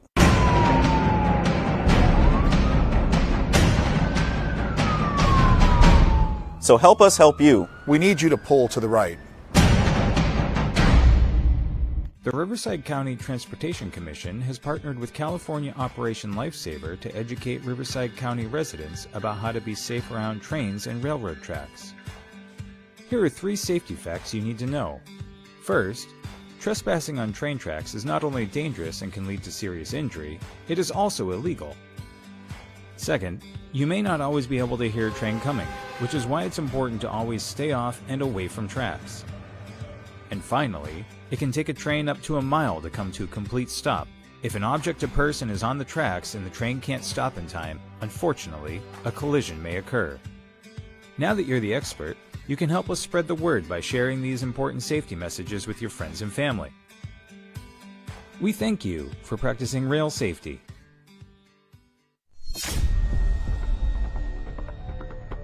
We are proud of the Riverside Police Department's tradition of integrity, service, and excellence. RPD officers are disciplined, well-trained professionals who always lean forward to make our community safer and more livable. We are always looking for mature, educated men and women who want to apply their courage and judgment to serve the people of Riverside. If that's who you are, we want to talk to you.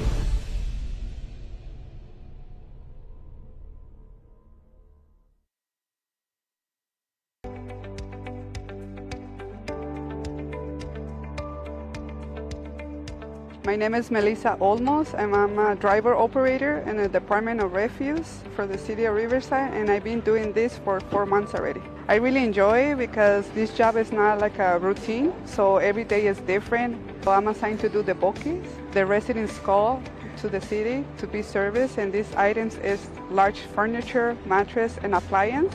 The residents, they have 2 times a year, and these items I put. Welcome back to Arthur N. Wheelock Stadium in Riverside, California. Live for the Riverside TV Game of the Week. I'm Nick Reistrott alongside Jeff Gorham. We have played 30 minutes of what has been a shocking football game as Jake Retzlaff and the Rustlers lead by 10. I'll tell you what, it's been all Rustlers, and Retzlaff has just been phenomenal, just threading and shredding that defense of the Tigers. The Tigers came in as the best defense team I'd seen in years, but they just have given up too much in that first half and not enough offense. They tried everything they could to kind of get in a rhythm, but you only scored 13 points. You have to be upset if you're Coach Kraft and the Tigers. The Tigers have played a gauntlet this year. They have, throughout the course of this preseason, already played 3 of the top 20 schools in the state of California. They have the number 5 team playing host to RCC next week, that being College of the Canyons on the 2nd in Santa Clarita. So the Tigers have been battle-tested throughout the season. Riverside, though, even against those opponents, hasn't faced this type of a deficit. So it'll be interesting to see how they come out in the second half. Well, they have to come out and fire, and they've got to kick it. You can't give up a score here. That is the key. You can't give up a quick score here. You got to make a defensive stop and put Retzlaff on his heels. He's been able to stand in that pocket and throw passes all night long. He has not been chased. The guy has been great in that first half. Did you meet all your friends down there at the side? I saw everyone down there. Everybody. I went down and kissed babies. I shook hands. Or did I shake babies? No, I didn't do either of those. I went down and said hello to a few people, and hopefully everybody was saying they better get back in this. Somebody did come down and say, "What about that kicker, Gorham?" And I said, "He's great. How about everyone else? They better score." I'm not sure. I'm pretty sure you were just showing off that championship ring. That's exactly what I was doing. Guess who has a championship ring? Not you. Nope. Not you. All right, so we played 30 minutes. The hardware, well, Riverside's Tom Kraft earned it the hard way with a decade of frustration, SCFA championship game losses, state championship losses. So he's been in this situation a number of times. So it'll be interesting to see how they respond. I'm sure he's not too worried. You know, they had 16 first downs in the first half. So, I mean, they did outplay at times Golden West, but I'll tell you what, that Retzlaff guy has been a problem for the Tigers all night long. His brother, by the way, is out for the season. No. Yeah, out for the season. I was told at halftime. Oh. He had one catch coming in this year, but had been part of the starting rotation when they go into those passing sets for Riverside. Just a tough loss. That first half, Bud Burney was 18 of 26 for 183 yards. Retzlaff had 201 yards. He was 11 of 18. Well, Bud Burney comes out with his highest completion percentage in a game this year yet. He came in on 41% completions. That's great news going forward this year. That throw for the Rustlers to Anderson was dropped, and Golden West goes backwards, facing now third down. Should be third down. Brings up a 3rd and 12. Yes. The chain gang probably should get the memo. On the coverage, number 20. 3rd and 12.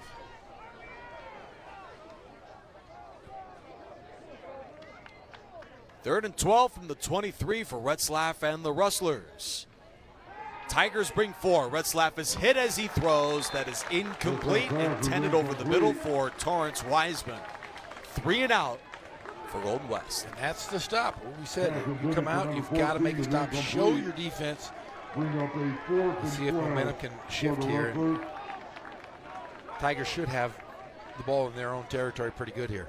Rustlers began the year with back-to-back dominant road wins. 24-7 at Orange Coast, 31-3 at Palomar, and have hit the road again and are up double digits again against Riverside. Direct snap to Jake Cyprus on the hop for the Tigers. Taken back by Marquise Ashley. He spins and is walloped just across midfield. The Tigers have great starting field position. But for those of you just joining us, Golden West came out like gangbusters in that first half, led by the quarterback, Jake Retzlaff. And the Rustlers did it against the defense that came in second in the entire state in points allowed. Yeah, they had 281 yards in the first half, Nick. 281. That was about the distance of those Chavez kicks tonight. He's going to get one from 60. We're going to see it this year. Yeah. And it'll be right here in Riverside TV. Kinslow inside to the 45. Gain of 3. Riverside's lead toe getter throughout the season has been Dean Connors, a freshman from my alma mater, Vista Marietta. Lawrence Starks, Thomas Kinslow, and Elijah Bennett have all split carries at the running back spot for the Tigers this season. But Connors has led the way. Connors in that first half on 5.5 yards per carry, 27 yards on 5 attempts. Kinslow this time cuts it back to the 35. He breaks another Rustler tackle, then loses the football. His first fumble of the season, second of his collegiate career, Thomas Kinslow. The Golden West Rustlers have taken it away twice from Riverside tonight.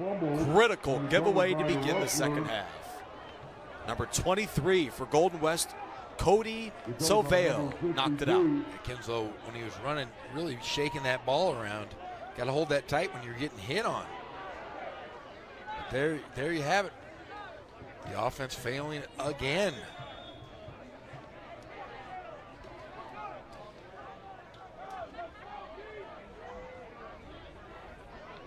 We'll see the sort of resolve that Riverside has. They come out after, I'm sure, an inspiring halftime speech from Coach Tom Kraft and James Cook. And that wonderful third quarter drive goes awry.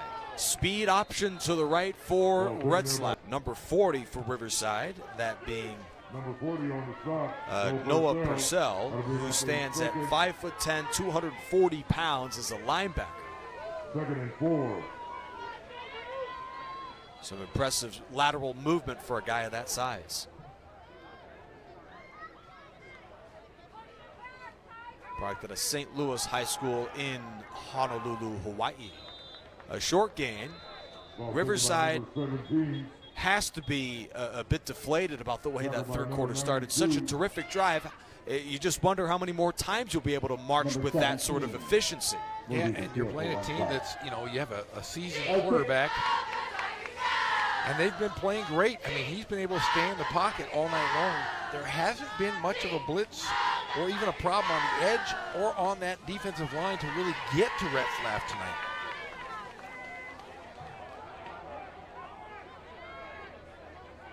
That run was enough for a Golden West first down. Retzlaff, the product out of Centennial High School, who took over for his brother as starting quarterback in 2018. Carrillo, that is the tote getter on the handoff from aforementioned Jake Retzlaff. That's a 7-yard gain. Mike Carrillo, the freshman from Garden Grove, California, has had a terrific game for Golden West. Yeah, he's got 68 yards on 13 carries, just averaging over 5 yards per run. That's a pretty good clip.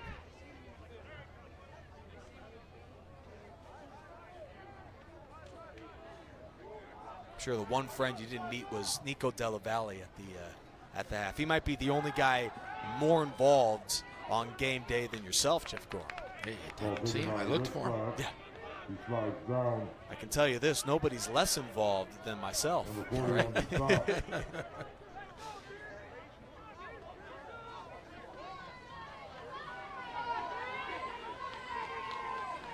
Third and short.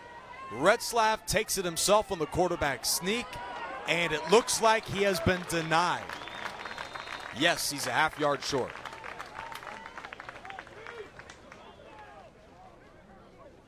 If you're Golden West, though, I bet you go for it. Nope, they're going to bring out the kick. Yeah, this is a very perplexing decision. This Golden West offense is rolling right now. You just gained a half a yard on the quarterback sneak. Worst case scenario, you do the same thing, and that's enough for the first down. Now, Golden West is 1 for 2 on fourth down attempts this season.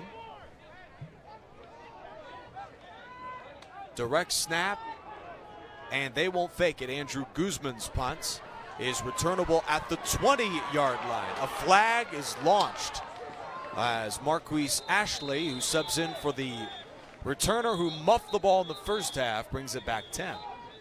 It's usually a block in the back, usually when it's a kick or a punt. Let's see what the call is.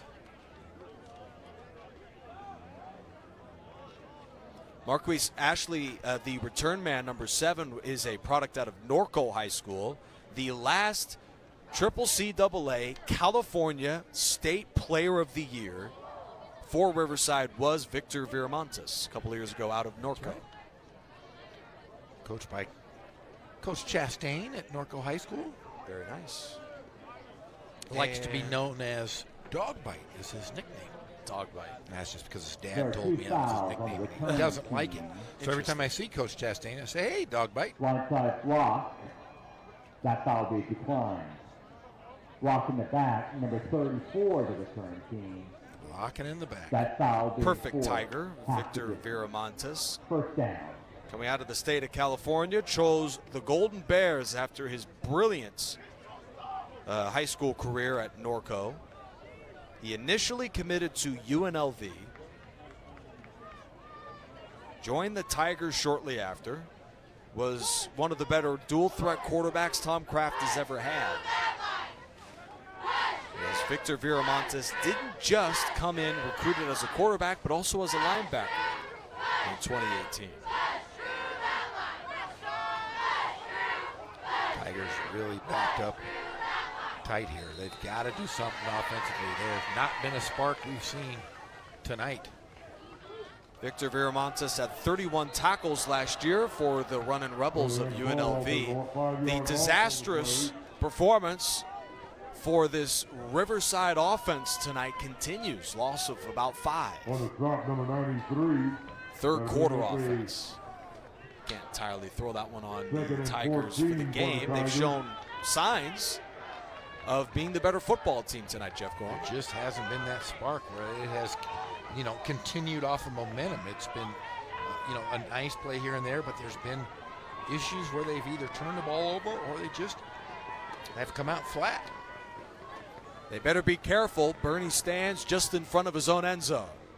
He takes the snap, pumps, checks it down to Connors, who makes a fine catch and strolls out of bounds. That's a gain of 7. Dean Connors, number 22, not just a running back, but also a receiver. Bring up a third down. Let's check out the quick route run. A hesitation before he fakes the block and heads out in the flat.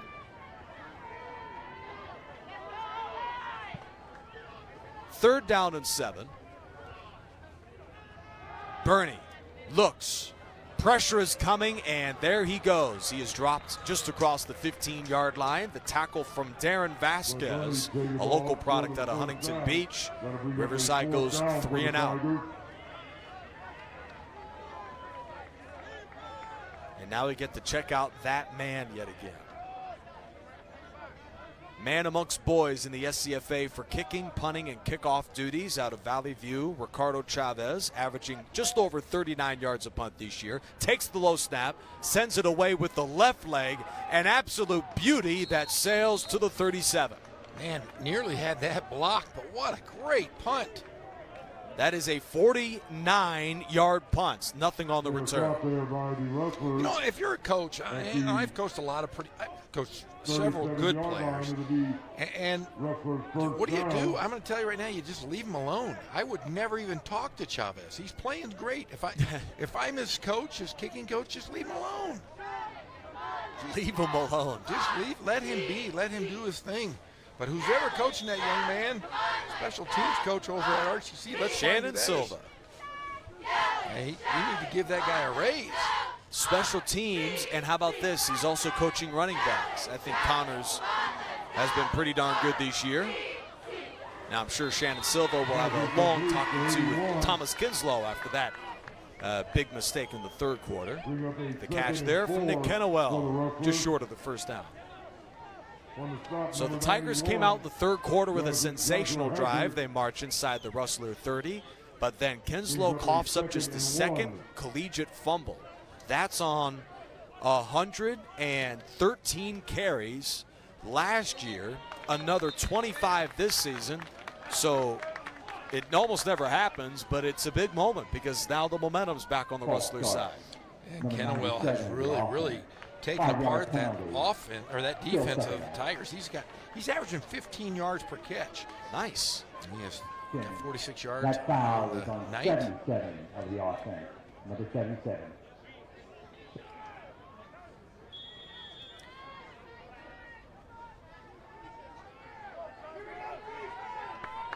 Second down and 6. Retzlaff shoots it deep on that quick throw. Incomplete to Tanner Branson. That was one of the few times we saw Retzlaff throwing on his heels. Yeah. That'll bring up a 3rd and 6 for the Rustler. Plenty of time left, but the Riverside defense, I'm sure, would love a third down stop here. Nearly a packed house on the home half for Arthur and Wheelock Stadium on a late September Saturday night.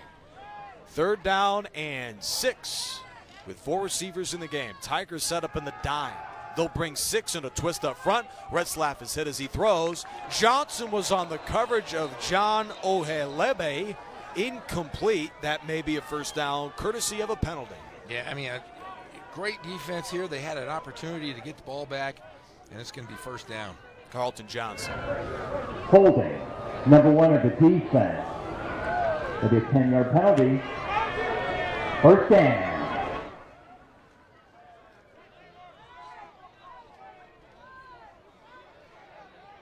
The defensive holding, not even a pass interference. That's one of those breaks a quarterback can get in a situation like that sometimes. When you just throw a jump ball, pass interference called more often than not against the defense and defensive holding too, and that's what they drew on that play. This time a false start will be on Golden West. False start, 77 of the offense. Could be a 5-yard penalty, still first down.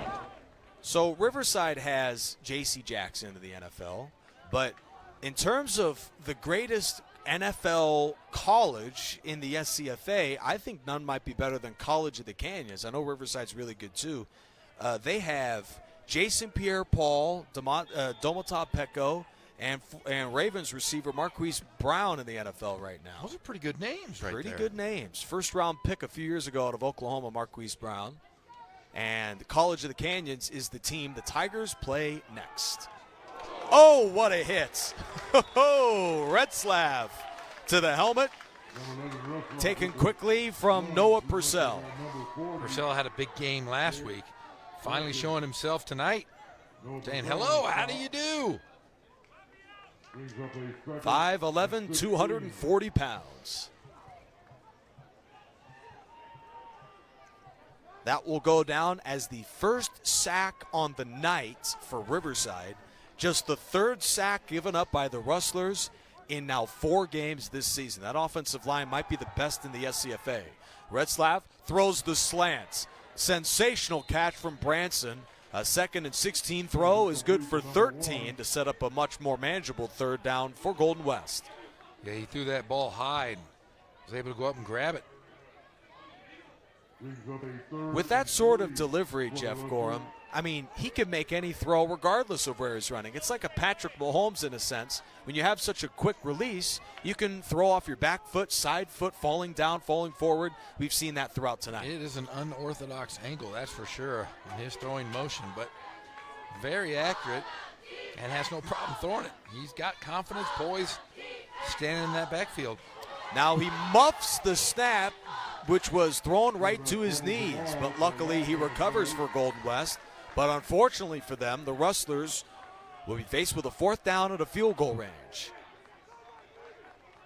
Watch the replay. Yeah, that's just a bad snap. That was a worm burner. Yeah. Snap from Graham LaMadia, freshman center out of Las Vegas, who will get rid of the snap on the punt for Golden West. Andrew Guzman, who has pinned his opponent inside the 26 times this year, but he will not be able to do so on this punt that sails into the end zone. Touchback on a punt of 28 for Guzman. 5:35 to go in the third. Golden West 23, Riverside 13. Well, you got to give Golden West credit. They've made tonight much more interesting than we thought with the Tigers down 10. Yeah, I mean, I think everybody in the entire city, I shouldn't say just in the stadium here, everybody in the city thought this was going to be a walkover game. This is a tune-up game as you get ready to get into league play. But, man, they came out ready, and they literally punched Riverside in the mouth and have continued to do so. I'd love to see Riverside get back in this. Riverside has employed a change in quarterback. Bud Burney out, the freshman from Laverne. Jordan Barton takes some of his first snaps of the entire season. That's a gain of 5. And the tote getter on that first down, Dean Connors, he's hurt at the 25-yard line. Maybe cramps. Let's see here. What do you think, Jeff, about the change of quarterback here in the third quarter? You have to do something. I'm not sure it was Bernie's fault, and I don't believe it was. But sometimes it just changes, change of scenery.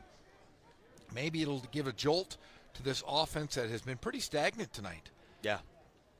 I mean, we haven't seen the playmakers.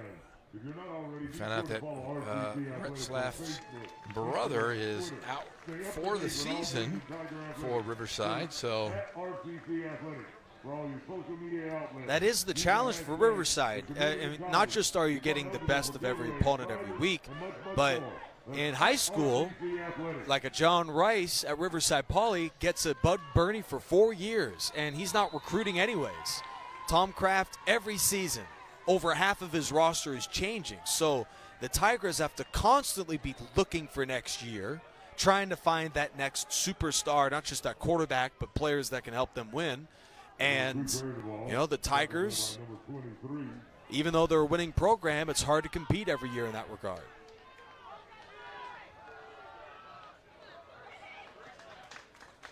Hard-nosed running inside.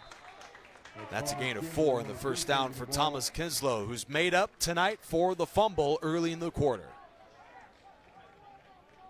Tackled by 93. First down, Tigers.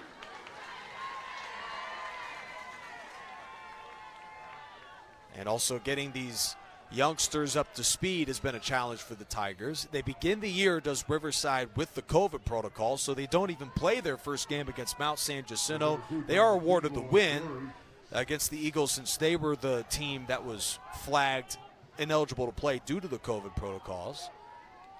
But that's an extra 60 minutes of opportunities they missed. This run from Starks doesn't do much. He's stuffed for a 1-yard loss. I'll tell you what, the big boys up front on both sides of the football for the Rustlers have been really darn good tonight. Yeah.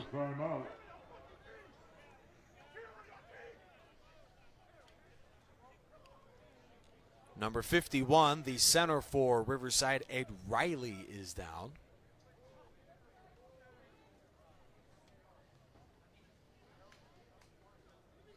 Hopefully he's okay. You know, many people may be looking at the Riverside TV broadcast tonight and think, that's really cool, you cover the RCC football games exclusively. That would be true, but is that all that we do, Jeff Gore? No, we cover everything. We cover the Mission Inn Christmas lighting ceremonies. We cover openings of libraries. We do it all. Yes. We also cover 20-plus games of high school football for everyone's enjoyment in the city of Riverside. We've had some great games so far this year. Last night we had Norte Vista, who had a tough time with the Redlands High School Terriers. They went on to win 21-0, but a very good game in the city of Riverside. Plenty of Riverside High School football ball games coming up. First round of the season for Barton. And the freshman on third down only gains about 2. And Riverside will punt. Coming up this Friday, we are scheduled to have a doubleheader. Hillcrest and Patriots, Citrus Hill and Poly. One of the games I'm sure that you've got all your eyes on is Ramona at Novi in about 3 weeks.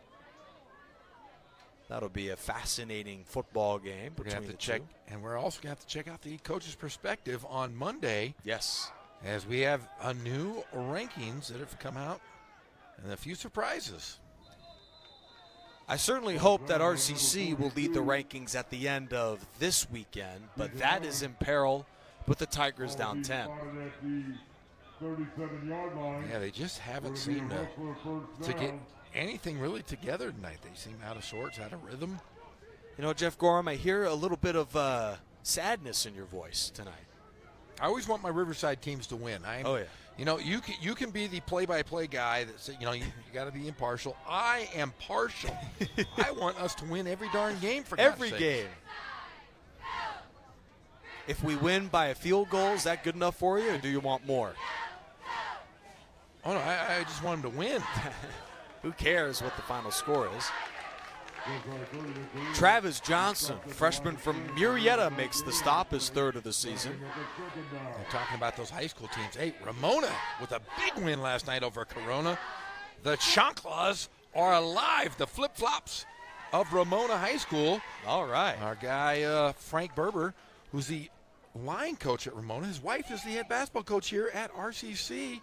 Head women's coach, Alicia Berber. There you go. So got to give a shout-out to the Berber family. Jaden Johnson on the catch, and he's run out of bounds by a guy who's everywhere tonight, Noah Purcell. Do you wear chanclas? Do you know what chanclas are? It's flip-flops. Oh, flip-flops. You own flip-flops?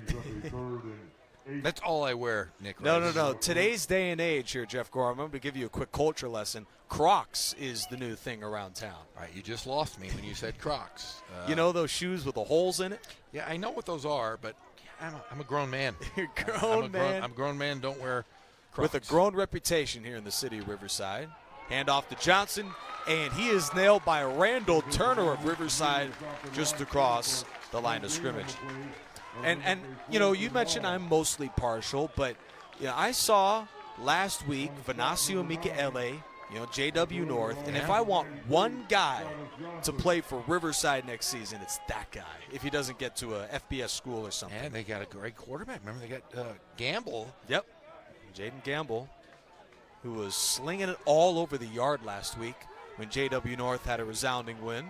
Got a big game this week against Orange Vista. Oh. That will decide the league championship. And that's just the first game of the year. Breaking news from Jeff Gorham. Marquise Ashley loses 2 on the punt return, taken down at around the 19-yard line by Kylan Neal. I was just told that Crocs makes chanclas. So, our guy, Frank Berber, I had a lot of respect for him until he said he wore Crocs now. If they're made, no. As cool as Frank Berber and Alicia are part of the RCC community, they can never, ever, ever show up at my house or in the city of Riverside wearing Crocs. Oh, yeah. How about Crocs with no socks? No, that's just silly. That's just silly. That's Nick Rice behavior right there.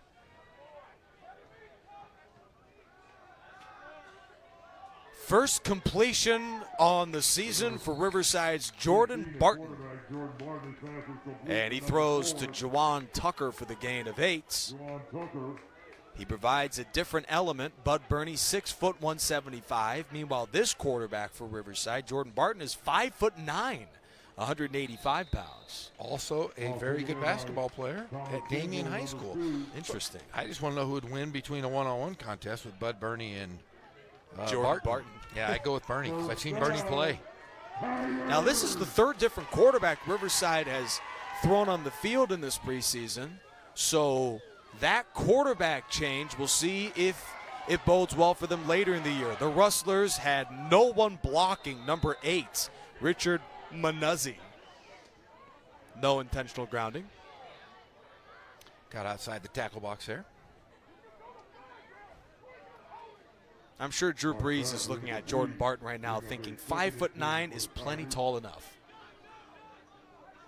Size doesn't matter anymore at the quarterback position, obviously. A Southern California guy, went to college at Purdue. Barton overshoots his intended target. Too long for Marquise Ashley. I bring up a pass incomplete. I bring up a 3rd and 10.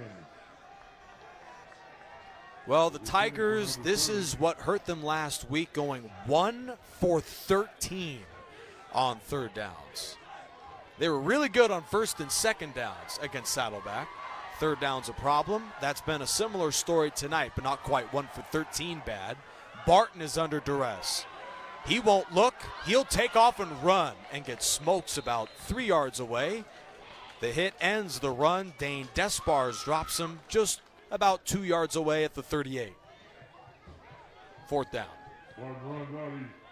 The Rustlers are continuing to have the number of Riverside. Riverside has not, their offense has been anemic for the most part tonight, especially in those 3rd downs.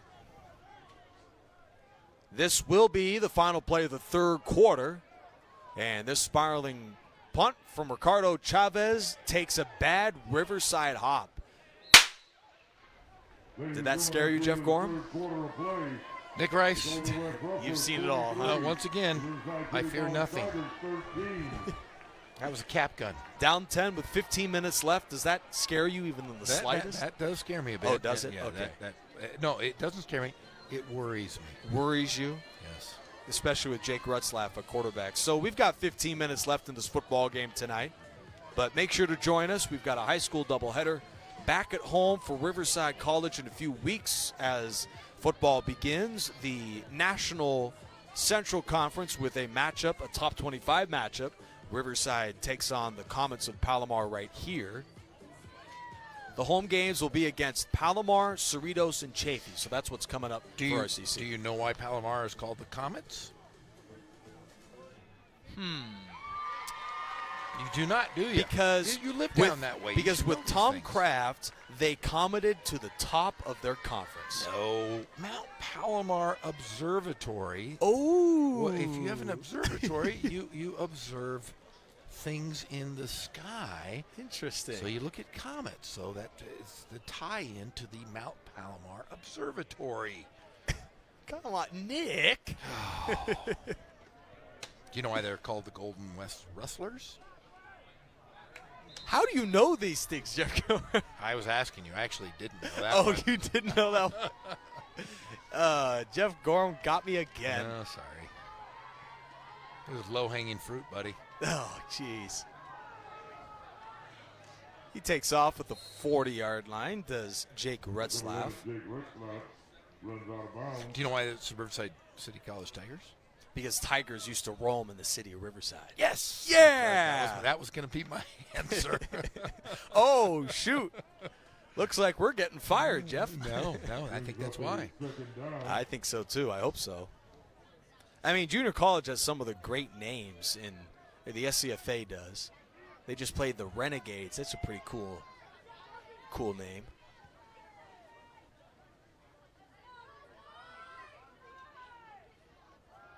But, of course, taking the prize for the great name in college athletics as Retzlaff picks up the first down. What was it? The Banana Skins? No, the Banana Slugs. The Banana Slugs. I don't think they're going to name a college after a shorn banana, a banana peel. I mean, banana skins. Holy snow! The Banana Slugs. UC Santa Cruz. Potato yeah, skins. that would be That's the better. pretty good. Yeah, You know, the UC Santa Cruz potato skins. I wonder if we're going to get in trouble if somebody's going to tell us that's not okay. No, you called them the banana skins. Offensive to the potato Banana- community to the and the banana. banana community. Yeah. You know, the Washington football team is ironing down their Final Four for for their name of the football team. Let's go ahead and throw those up right now. Oh, I don't care about those. You don't care about No, that? it's not Southern California. At least at the UC Santa Cruz, the Banana Slugs. Have you ever seen a banana slug? I have not. They look like snot on a tree. Exactly. So my choice out of the four for Washington is the Red Hogs. That sounds pretty good, right? No. It sounds utterly ridiculous. Give me the four, and I'll tell you what. Red Wolves. Nope. The Brigade. Brigade. It's gonna be their brigade. Or Armada. Armada? Armada. No, it's gonna be Definitely the not that. No, it's gonna be one of those two. It's gonna be one Brigade. of the top two. I like Brigade. But it's not gonna be the Hogs. It's goofy. Red That's just Hogs. goofy. That's goofy. Hey, you know Washington was the Hogs in the 80s. I'm going to give you a history lesson. I already All right, knew Jeff that. Gorham. Hey, yeah, John Riggins was the running back when they were the Hogs. That's right. All right. Joe Theismann. Retzlaff throws the slant. Retzlaff pass is complete. There's a penalty flag on the field. Yeah, didn't you just say something about, you were going to give me a history lesson of the Redskins in the 80s? What year were you born? What year were you born? Just give me. Well, before that, I got to ask. What year were you born? What year was I born? Yeah, just tell us right now. 1989. Boom, I got $20. Just kidding, 1995. Yeah, stop. Just stop. Yeah, come on. Number 9 is a Just my defense. 26th birthday. That foul will be declined. First down, Golden West. I was a teenager in the 80s. A teenager. Yeah. Oh, man. Yeah, What was the fashion scene back then? Were you guys still wearing the what's those suspenders? Yeah. The parachute pants are back and all. Yeah, it's the same. It all used to be tight jeans for a while, about 5-10 years ago, like really tight, like compress your legs, no circulation. The skinny jeans? Super skinny jeans. Yeah, those are the ugliest thing in the world. Did you have a pair of skinny jeans, to be honest? Oh, yeah. Skinny jeans, and you got to ride them low, all right? You might. You know what? If I could punch you right now, I would. I'm sorry. That's why I said it now. I said. Oh, man. Yeah, sometimes, Nick Rice. Sometimes.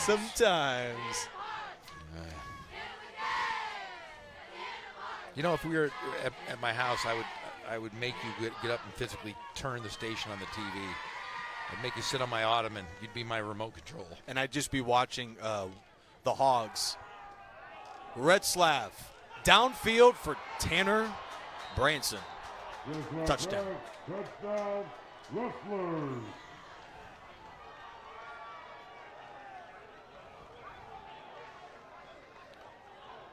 So that defense, that was so great last week. So great. Has given up everything tonight. I was going to bring up tonight, Jeff Gorham, Riverside's scoring defense so far this year, if they keep this going, it will be the greatest they've ever had, scoring defense-wise. Giving up 6 points a game. I mean, that's like blowing away the record. You knew they weren't going to give up 2 field goals every game, but still, that defense was loaded. Well, they're going to have to go back to the drawing board and check out that release, and then Tanner Branson beating the defense. Kylan Ross, who had a terrific performance in the first half, a couple of pass breakups. Ross was playing great as that nickel cornerback tonight.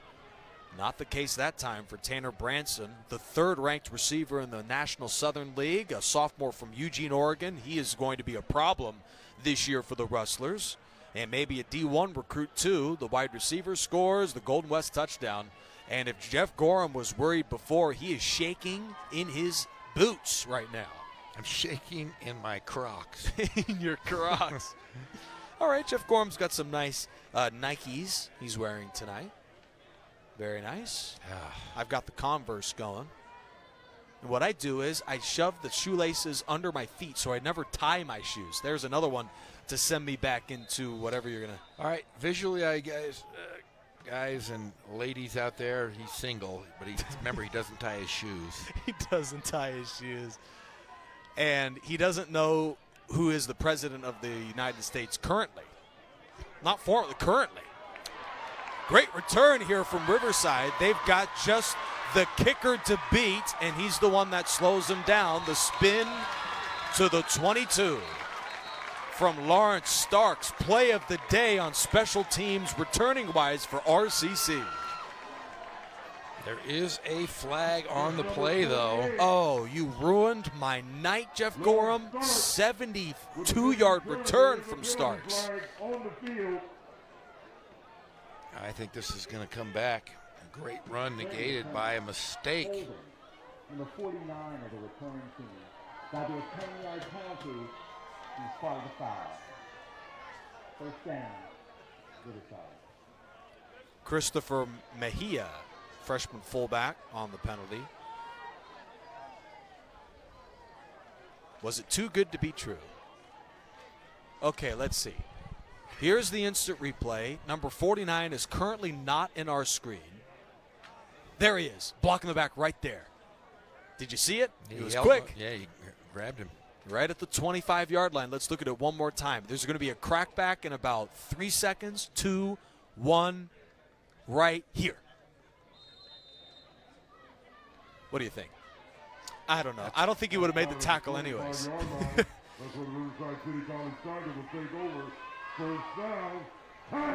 Nothing like a pop in the chops to get you ready for the conference play, though.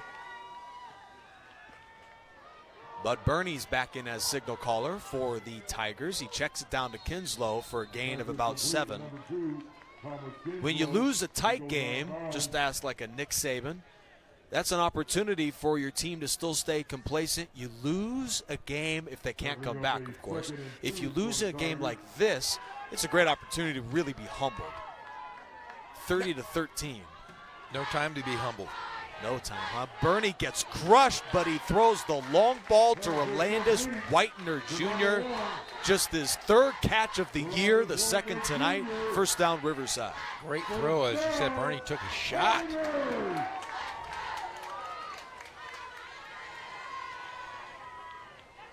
We believe in Burney. Don't we, Jeff Gorham? I always believe in Burney. Burney looks to his left all the way towards the outside.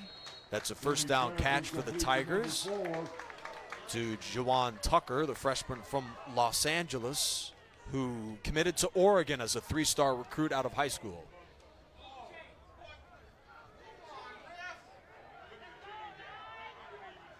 to the 34. Bernie on 1st and 10. Chucks it over the middle to Kinslow, who took a knee at the 28. This was right around where that return ended from Lawrence Starks. So the Tigers are right where they were. It took them just about a minute. Excellent drive. I think these running backs going into next week are going to practice catching without your knees. They've got a few of them on their knees. Bernie unloads to his right. Short to Gitchaway. Down to the 25-yard line, a yard short. The tackle from Richard Manuzzi, a sophomore out of Kona, Hawaii.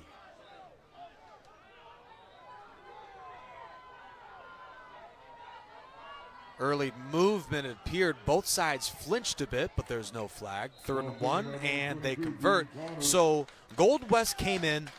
Yes, that defensive line has played well, but Riverside has held a team that has 16 sacks this year to 1. So that offensive line might be the unsung heroes to a certain degree today. Yeah, the big boys up front have had their way. Hard to continue to showcase those offensive line when they fell behind so early in the game. A dazzling dance out of Jamal Houston. And you can see how jazzed he is. Houston shakes out the entire football team. That's the best play we've seen from Riverside all night long. How about this? 1 missed tackle, 2 missed tackles. There's a 3rd. He ran right by 5 guys. Yes, and then Manuzzi, the 5th, made the stop. So a timeout is called by Golden West. That's an interesting decision. Rustlers with the lead of 17. And to think, if Chavez isn't hitting one from the moon, this game might already be over. Yeah, he really is the unsung hero. Keeps him in the ball game. You know, he's going to generate points. And when you have a guy that phenomenal, you have to use that weapon. And that weapon you can be used if you don't score, but you need to get in the end zone. Speaking of weapons,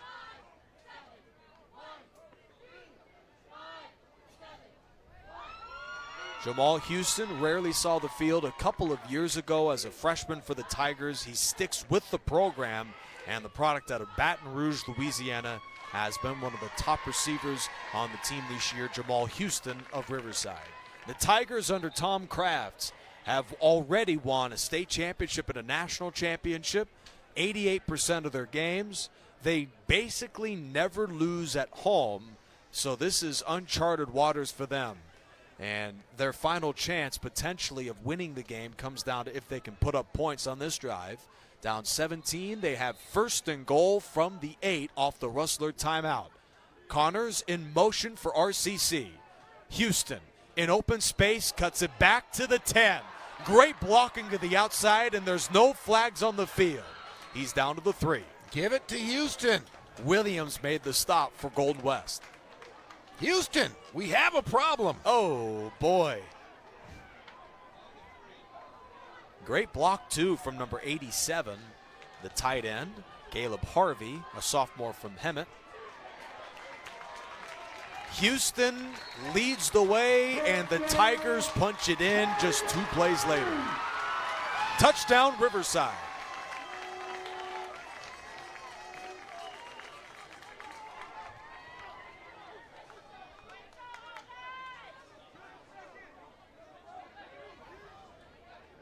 Tigers score with 9:31 to go in the game.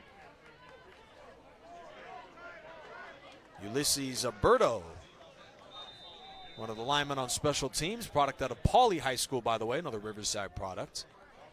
On that front line for the extra point, out of the hold from Odom, the Ricardo Chavez PAT is good. He's 8 for 8 on PATs this season. And we've got a 10-point ball game after this touchdown for the Tigers. The second down score from Connors. Plenty of time left, though. The Tigers will have a couple shots here on offense. Dean Connors has scored both touchdowns tonight, giving him 3 this year, but the play of that drive was the dazzling dance from number 19, Jamal Houston.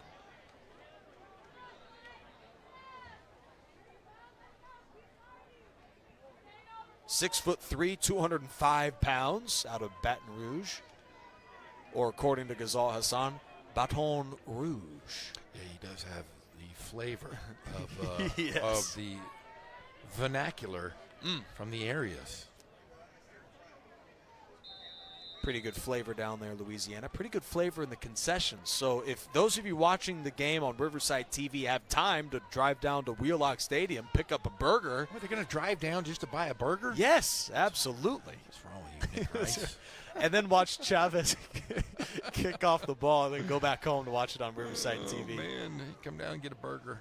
Well, all your dang friends are crowding up the seats, Jeff Gorham. No room to watch. Chavez just kicked the ball out of the stadium. It was only 5 yards out of the stadium, not like the usual 20 yards. It took a nice bounce and jumped over that bus over there. And that's the thing. Golden West, win or loss, a nice bus ride about an hour and a half. And Jeff Gorham, you know how long these games are. That's a long night for these Rustlers. Did you know that Golden West canceled all their sports programs for a long time, and they've just recently, in the last few years, brought them back? Really? Yeah.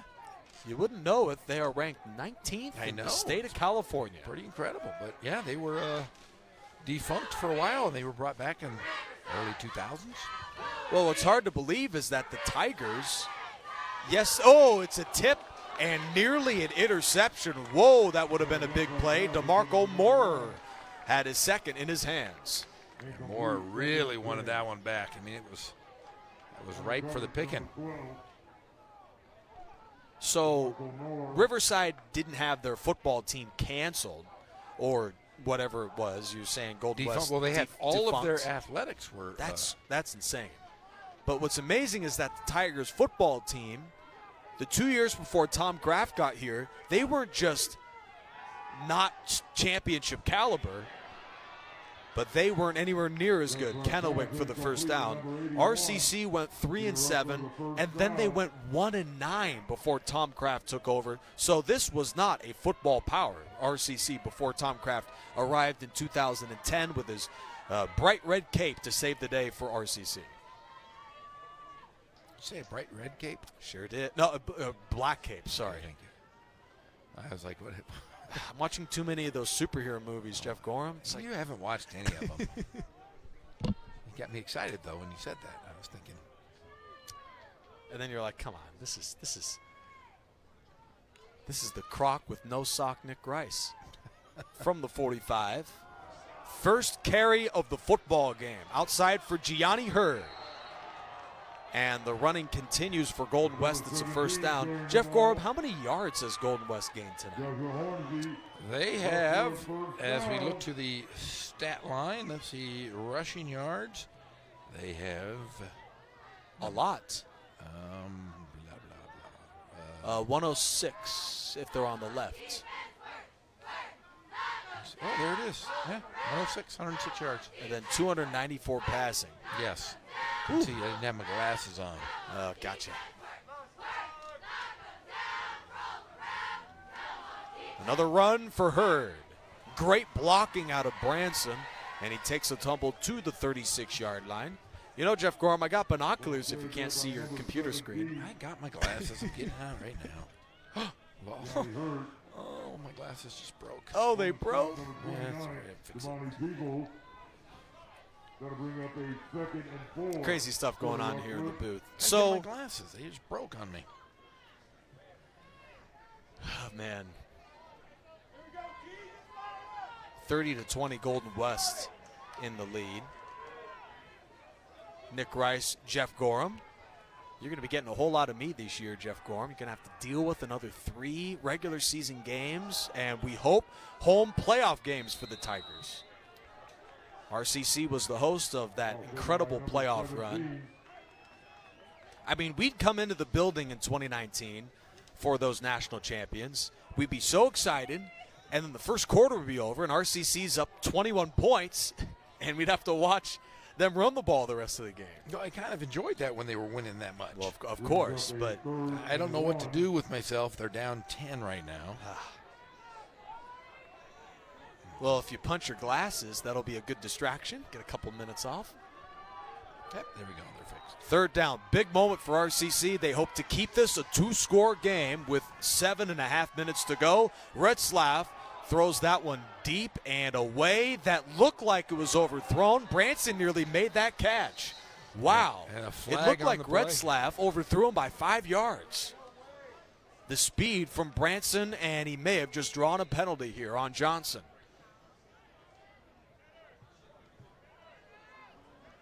Now, I'm not one to be biased, but that looked like a play on to me. Looked pretty clean on both sides. And this is why Riverside TV is so great. Let's look at that instant replay, see what happened on that. Oh. First down. Okay, Jeff Gorham, can you be my eyes and tell me what happened on that play? It was incomplete pass because of pass interference. No way. That's it. We don't have the replay. That's exactly what happened. You got to go with that. I can't make it up and say, it's tough call, though, in the fourth quarter. I thought you and me were cool. Okay, it was a bad call. I'll save you. I'll save your delicate feelings. I just thought about that. All right, here's Hurd. Dirrelled by Cade Miller after a short gain.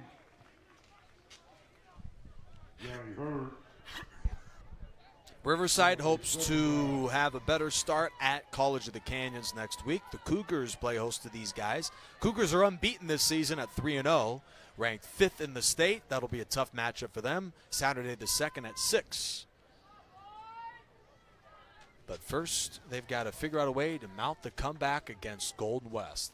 10-point game. Rustler score a touchdown, and that would do it. Branson is in the slot. One of the league's top targets, sporting number 1. He is one of the 3 wide for Golden West on 2nd and 5. A penalty flag has been thrown here. Timeout. Golden West. All I want to know is when we're going to have the Tigers again on Riverside TV.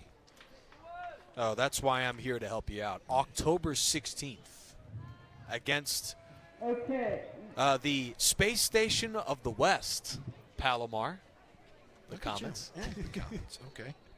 So, you know, my wife is a professor at Palomar. Really? Yeah. You didn't know that, did you? That's a nice drive. But I hope the Riverside Tigers smash them. Oh. So I can have bragging rights when I go home. But yes, my wife is a English professor at Palomar College. Maybe during the week you could organize, maybe your wife saying, hey, don't play so good this week. You're playing the Tigers. Yeah, she wants RCC to win, too. Of course she does. That's the thing. These guys are students, too. They have to uphold a certain GPA average. It happened before. The Tigers in a big playoff game had to sit one of their top players as Retzlaff tosses to Branson into the end zone. No penalty flag on that play, so that'll bring up a 3rd down. That's the thing. It happened, I remember last in 2014. The number 1 corner, last name Ford, I'm drawing a blank on the first name, he missed the SCFA championship game because he didn't have passing grades. So it happens. It does happen on occasion. So maybe we'll see if Riverside against Palomar can get things back on track. 3rd down, all sorts of movement, and there's the flag.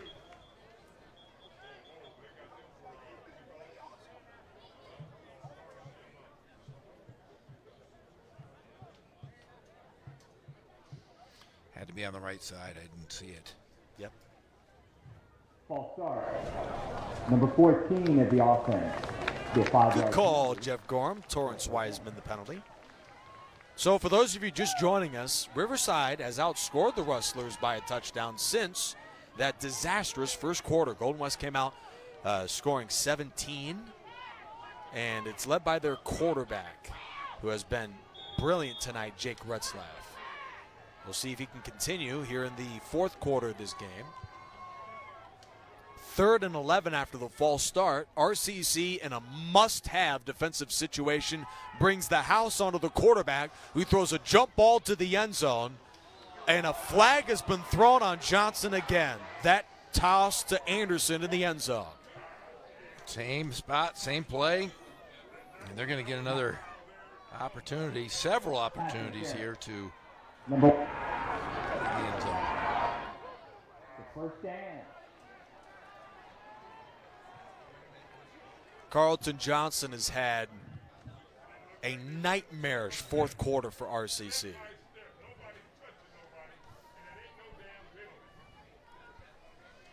First down on the 10.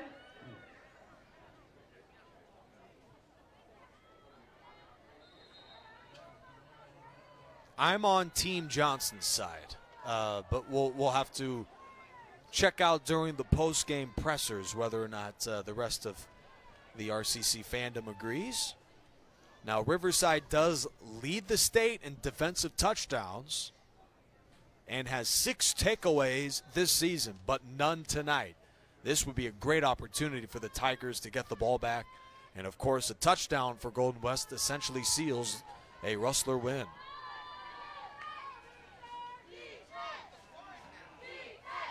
This would be, I imagine, Retzlaff's one of his finest moments, especially against his local team in front of the home fans. Can you scroll to the Pete Retzlaff stats for me?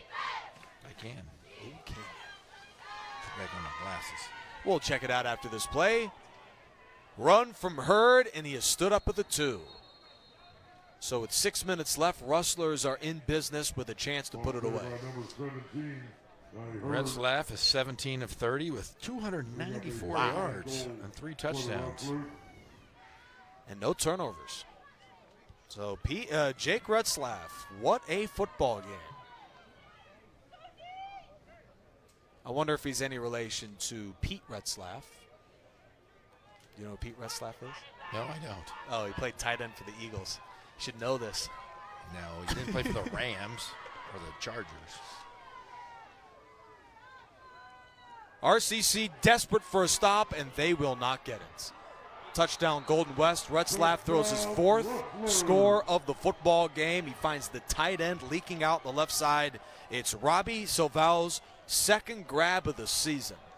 And a Rustler score. And a great play by the Rustlers as he just rolled out. He was wide open.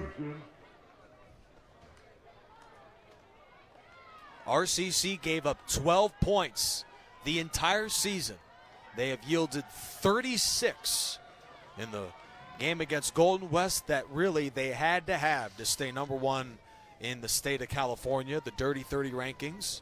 They certainly will not be number 1 by the time this game is over. Extra point is good. It's a 37-20 lead for the Rustlers.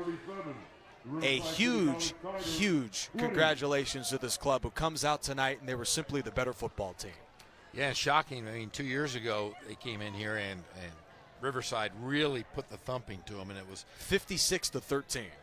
You know, the special teams, I recall this game because one of my good friends was the special teams coach for Golden West at the time. He's no longer there, probably for that reason of that game. But, yeah, they had some problems on special teams, and Riverside capitalized on those mistakes. Well, to the defense of that former special teams coach, you play Chavez and the Tigers, you're probably going to lose the special teams battle regardless of what coach you are. That is true. That is true.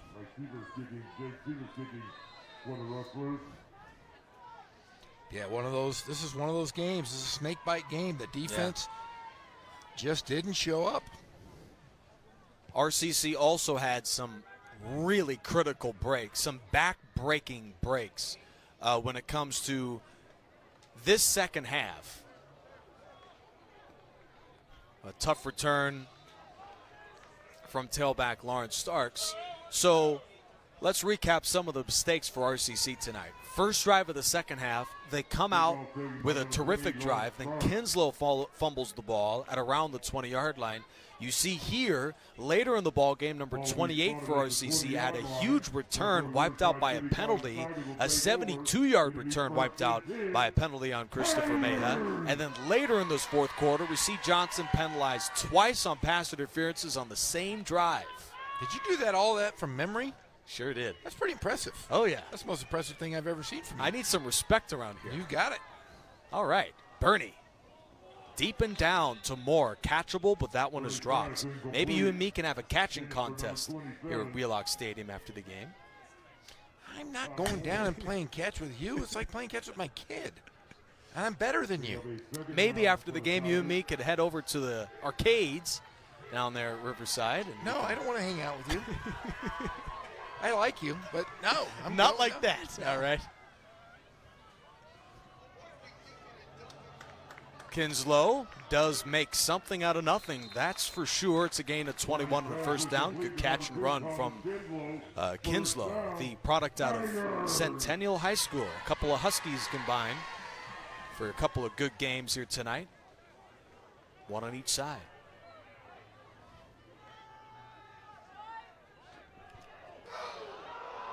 Maybe Jeff Gorham's just no fun, you know?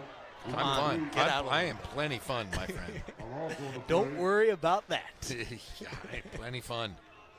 Don't call me the governor for nothing, buddy. Interesting. Are we going to see you in RCC Black memorabilia next home game? I think we just might. I'm going to go all in. I'm going all Riverside. Got to do something to change us up. Oh, yeah. Bernie checks it down to Connors. And he's run out of bounds right around the 47-yard line. So what's your tactic, Jeff Gorham? We hear you on every single Riverside TV game. Is it lozenges, tea, coffee? How do you get ready for all these games and stay fresh? I wake up. I wake up and, have a cup of coffee, play with my kids, and come to the games.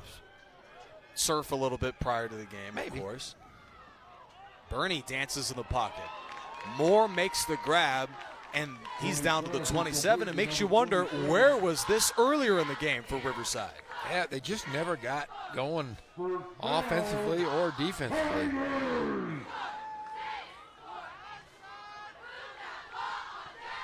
There hasn't been that big play. Yeah. Bernie.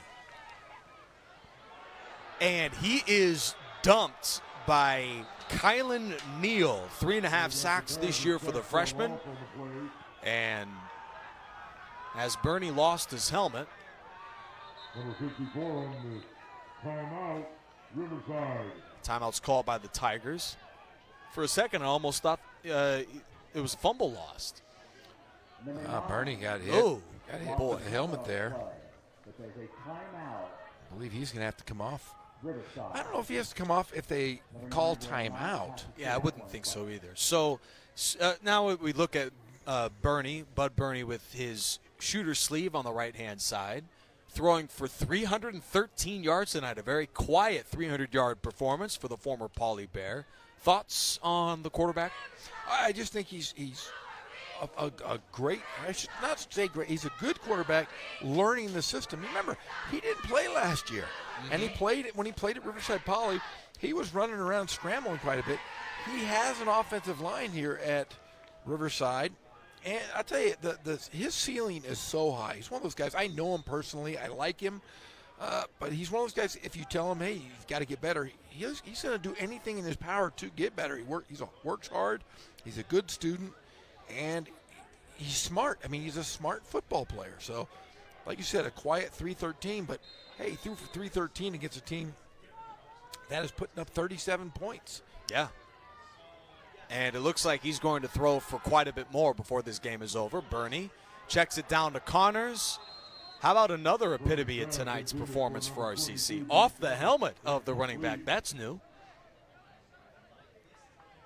As you see here on the just unfortunate replay. Running back. Yep, looking a little bit late on that throw.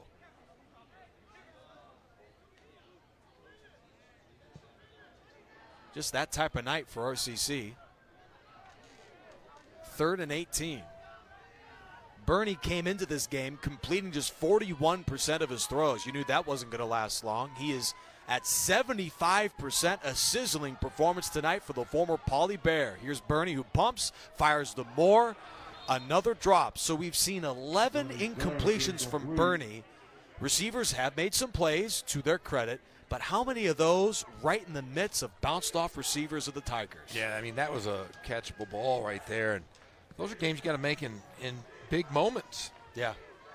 And it's been that way the entire game. We said it just seems that there's been something off from this Riverside team. Field goal. Now, this may be a frustrating decision for Riverside, but if Chavez makes this, we've still got a 2-score game with just over 3 minutes left. You recover an onside kick. A lot of crazier things have happened. Here's another long-distance attempt from Chavez. No good. Hooked it just a bit out to the right. The rock star missed one. Even Johnny Cash had a blip every now and then, right? No. Oh, that's right. Nirvana every now and then, stop talking about music. Nirvana. Yeah, they worked out real well. That band lasted. Oh, yeah, for sure. Now, growing up, was a big Beatles fan. That was my go-to music. Stop it. You can't even name a Beatle. Oh, man. Can you name a Beatle? Oh, you shouldn't have said that. John? No, give me the first and last name. Dang it, I didn't even hear Scott. Was that Jimbo? Do you know a Beatles name or not? I do not. Definitely not. Okay, so you said Beatles were your favorite. Okay, I'm going to give I'm just... Submarine, okay. What? What do you mean Submarine? That was one of their songs. No, it's not one of their songs. Dang it. It's the Yellow Submarine. Say Yellow Submarine. Yep, for sure. An album. For sure. It was a movie? Oh, my gosh. You don't know one of the Beatles' names. You don't know any of them. There's 4 of them. Ringo Scott Brocious. Scott Brocious knows them all. I'm not a big Beatles fan either. Wait, who doesn't like the Beatles? I know every one of the Beatles. Heard running to about the 40. Dragged down to the 37-yard line. Yeah, I mean, you have Paul McCartney, John Lennon, Ringo Starr, George Harrison. Was Ringo Starr the guy with the big nose? Dude, why would you besmirch Ringo Starr? Ringo Starr he's the drummer, man. You said the guy with the big nose. Man. Are you having fun tonight, Jeff Gorham? No, I'm getting angry now. You just besmirched Ringo Starr. Okay, how many Beatles are still alive? Oh, that's a good question. It's really not. It's an easy one. It's just fun to mess with you. Because the Tigers are getting beat right now by 17. Is it 0? Oh, my gosh. You just said none of the Beatles are alive. Paul McCartney and Ringo Starr are going to drive Paul down McCartney's here. Still alive. He is. Have you ever heard of Paul McCartney? I think so. Oh. No offense, because, I just... how do you not know the Beatles? All right, who's the lead singer of Nirvana? Dang it. You don't even know the lead singer. You just brought up 2 bands that you said you liked. You don't know any of the... Oh, man. Let's get back to football. With 1 play left in the game. Man, I really got to get out of the house. Hunter Lake made the stop on that play. Are you a robot or what?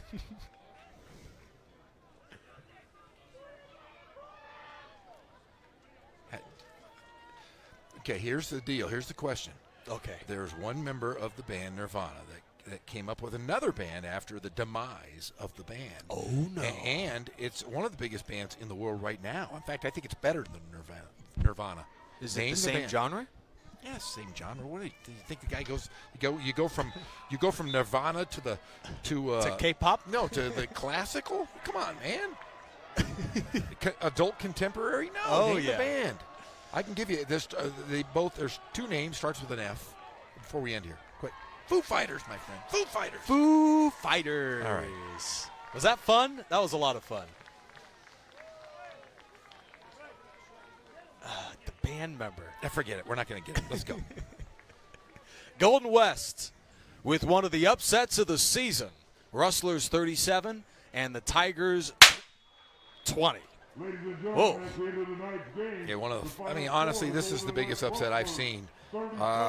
from a Coach Kraft team. It's a snake bite loss.